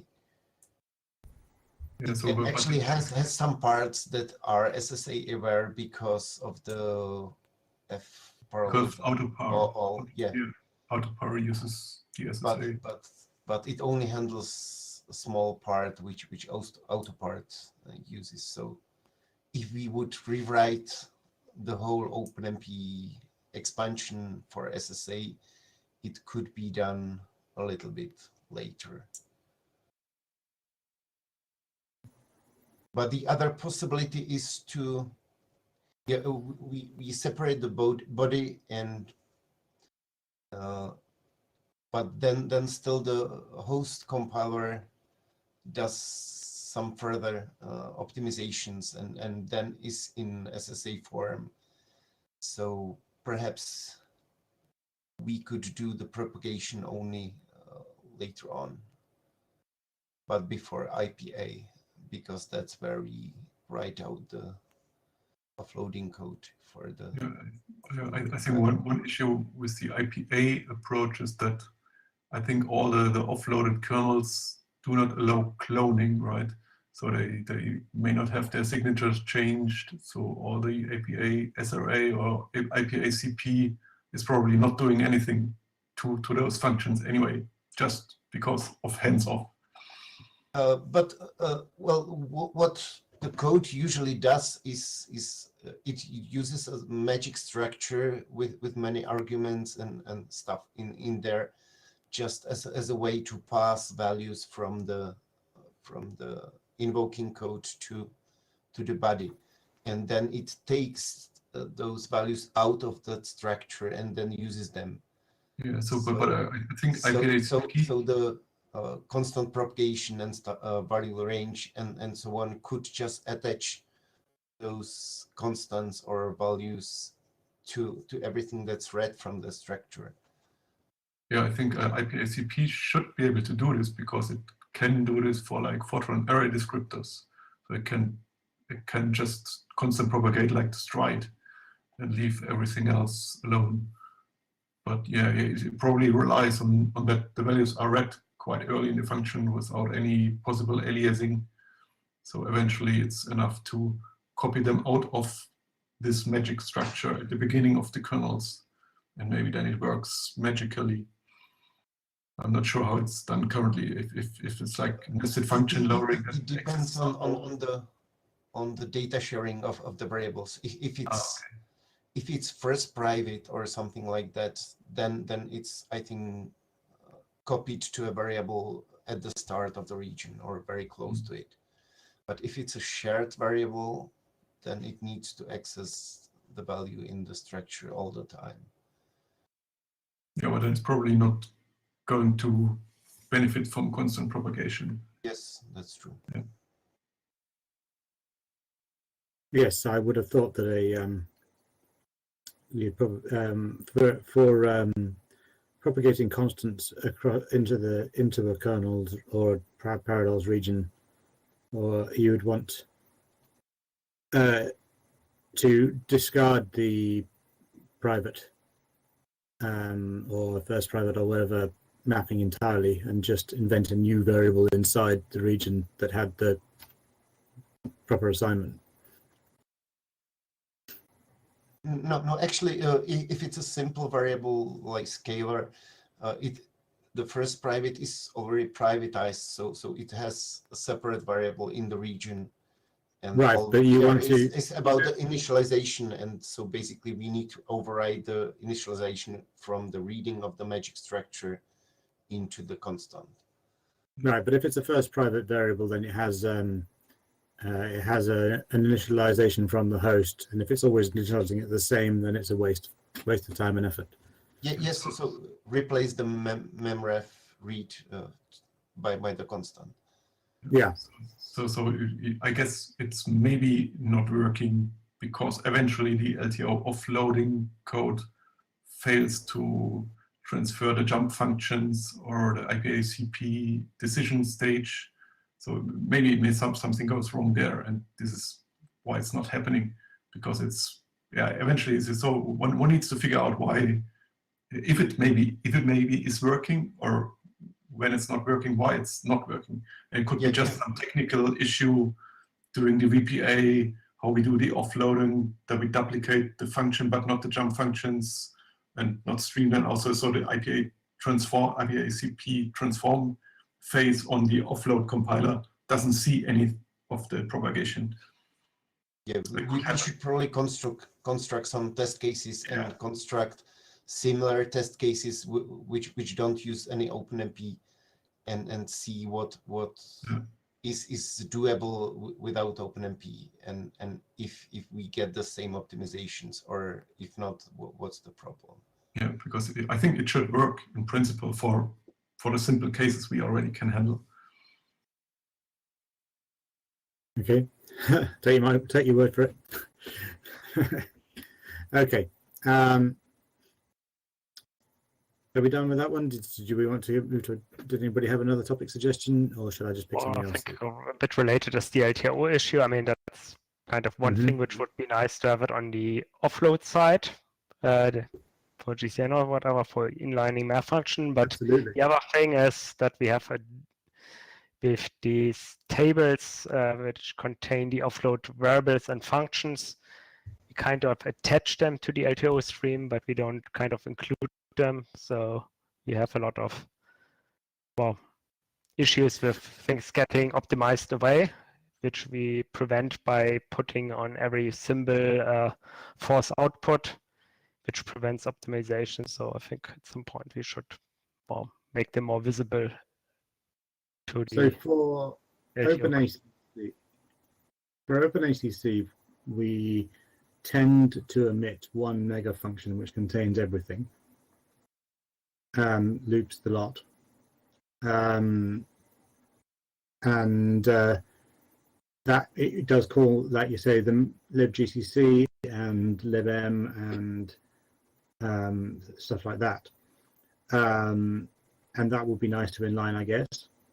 But for OpenMP, there's a whole load of libgomp startup code, and management code and shutdown code and all sorts of, barriers, and it's horrible. And especially for AMD, where we have to spill entire vectors if you use one lane from it, it can be quite expensive to do function calls. So yeah, you can end up with in a function prolog. You can spill kilobytes and kilobytes to the stack very easily. So it would be very good to be able to LTO this and flatten it as much as possible. But I mean, I don't know how to do it, and LTO obviously has been slightly co-opted into something different. And we got multiple entry points in one program, and I don't know how LTO copes with all this. So actually, when Hansa last did some big restructuring there is now the FLTO link output type thing. So we can now actually run VPA multiple times. So you can, from the VPA, generate LTO IR again, which you can reanalyze. So in principle, it might be possible to just, at the first stage, produce lots of offload IR objects and do a separate link step, including the offload libraries with LTO again. So you probably need to talk to Hansa, because I think in principle it should be possible, but it's obviously somebody needs to write all the gluing code to do this somehow magically. But in principle, there's support for that, I guess. So there's no big barrier. Of course, the offload stuff doesn't use the LTO driver. It's using muck offload, to do different stuff, but with the same spot in the compile pipeline, I guess. So I'm not sure how that would work. So you, as said, you probably have to ping Honza about that. But I think it should be possible to arrange for like libgcc or libgomp to be LTO'd into the offload blob that's generated. Okay. And libg-fortran. Yes, and libg-fortran, yes. Where I remember there was some experimenting a while ago to make that fit for LTO generally, libg-fortran, so on the host side, not for offloading. Does anyone remember what the status is about that? So I think the main issue was that the libg-fortran API was not API compatible to the interface the G-Fortran frontend was using. But I think at least there's a bug about that, and we arrived at the solution. And I do remember that there were patches doing that. So it's probably a matter of trying and looking for the LTO warnings about the ODR breakage. And maybe there's still some breakage left, but so in principle it's maybe working. Who knows? Okay. Yeah. Because these problems would also apply for the offloading LTO, I guess. Oh, okay. So should first sort that out on the host side. That's true. So I do have one topic. There's, I think, a quite old bug when we try to enable offloading for AI64 in OpenSUSE. You will figure that nothing really works and the compiler ices left and right. So is there anybody working on expanding the host support for the offloading? I know that PowerPC works and that x86 works. All, of course, yeah. It needs to be type compatible with the off compiler. So the same width, everything. Yeah. Structs need to end up the same.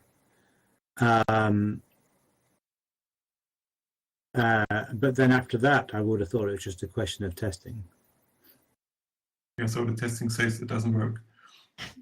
Yeah. Yeah, that's a bit unexpected because is this for NVPTX for NVIDIA GPUs? I guess. I think it happens for both.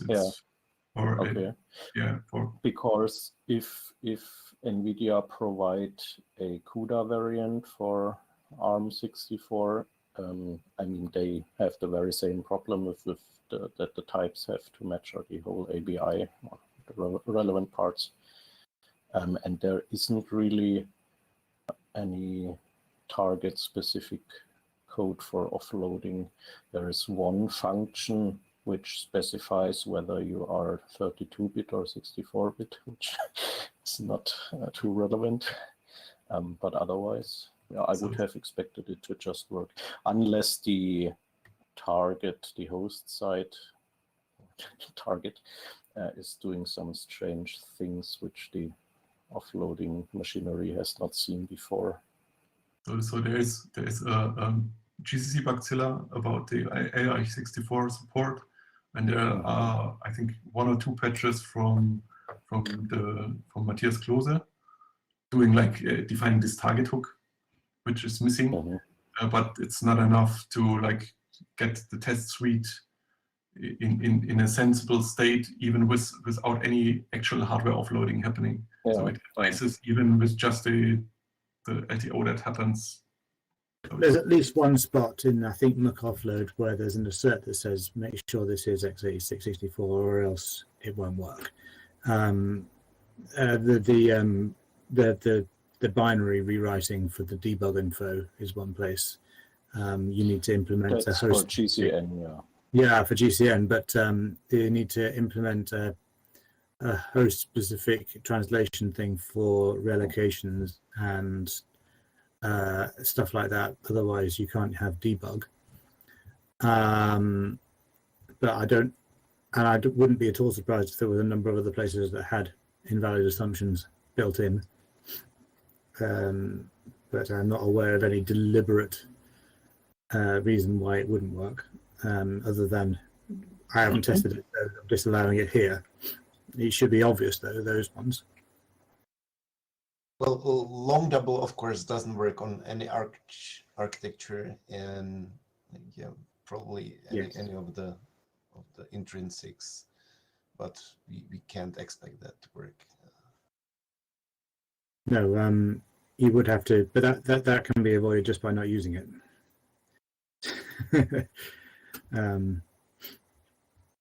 There were a number of examples of features that didn't translate, and you mustn't use. I think half provision floats are probably poorly supported and things like that.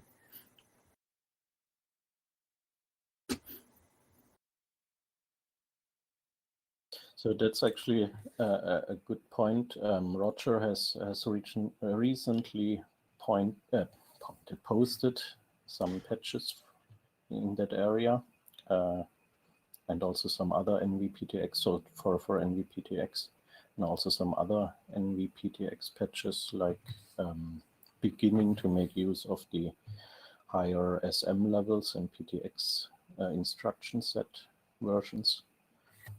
So I guess these patches need review. There's a question on the chat about Indian, and my understanding is that ARM is little endian, same as x86, so it should all be fine. But if you've got a big endian ARM, yeah. That's the thing I mentioned. If there is a CUDA support for that architecture, that problem is solved already. And yeah, the architecture has to match. Well, you could do complicated translations between host and device, but yeah, nobody is going to do that, I guess. Yeah, no, you need to be type compatible. Otherwise, you're breaking a ton of assumptions.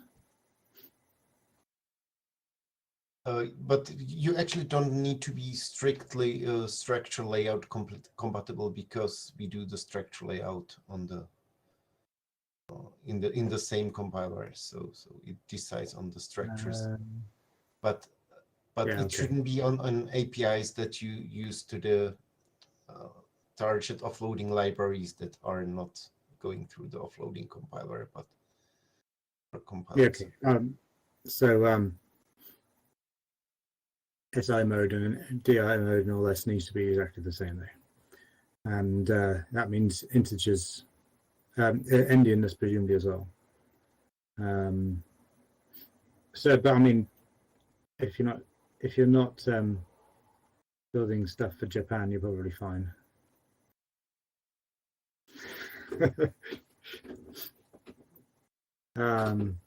So I kind of tuned out for a while. Did you guys talk about host acceleration at all? We have not. Did you want to? 2 minutes? Oh, I don't know. We've only got a couple of minutes. I'm not sure I'm ready to dive into it. It's something we're considering for our architecture. We have enough capability we can offload to our host, and we have you run very quiet. Strong enough to do that. And so I'm just wondering, does anybody have a high-level sense of what OpenACC is providing in that space? I didn't hear the whole question. Yes, a bit quiet. Just is host acceleration something that OpenACC is providing as a core feature, or is that something that's outside the OpenACC spec? So that's using the multi-core CPU instead of So imagine you have a crap ton of cores, and I've got enough that I could shove stuff off to unused cores. And that would be interesting. Yes, and that's totally this is in something scope. that's in the latest spec, I think, but it's not implemented. It's been for quite a while. OpenACC, we did have a brief talk about how we might implement this, although I don't think our customer is interested on account of not being a supercomputer thing.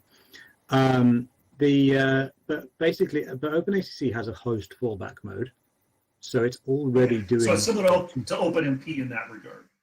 Yeah, so it's already doing sort of 2/3 of the code gen for this. It's really just a question of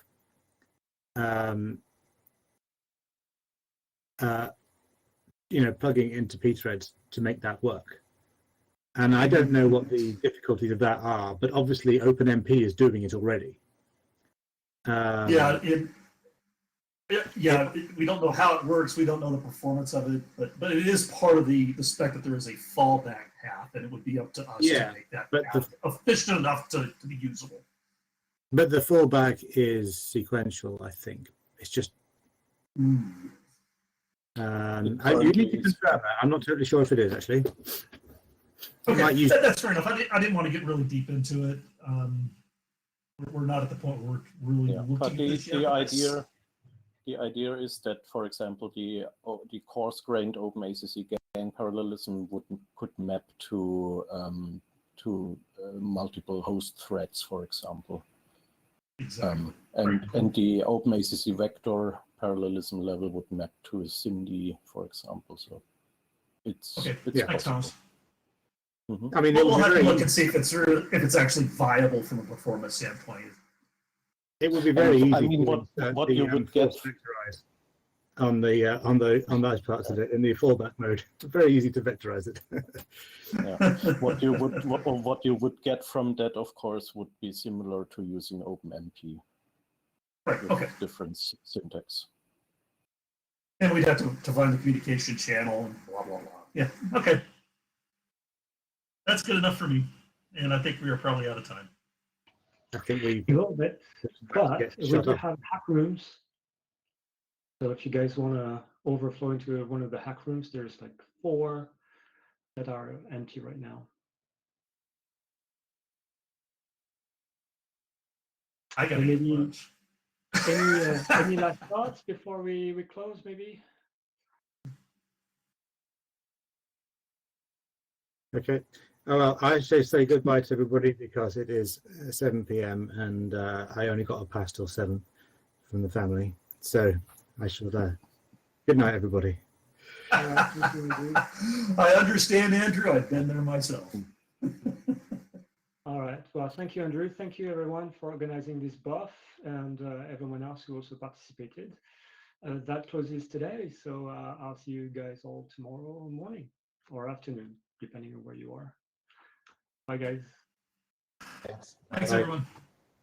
Bye-bye. And thanks to all the sponsors. Have a good afternoon.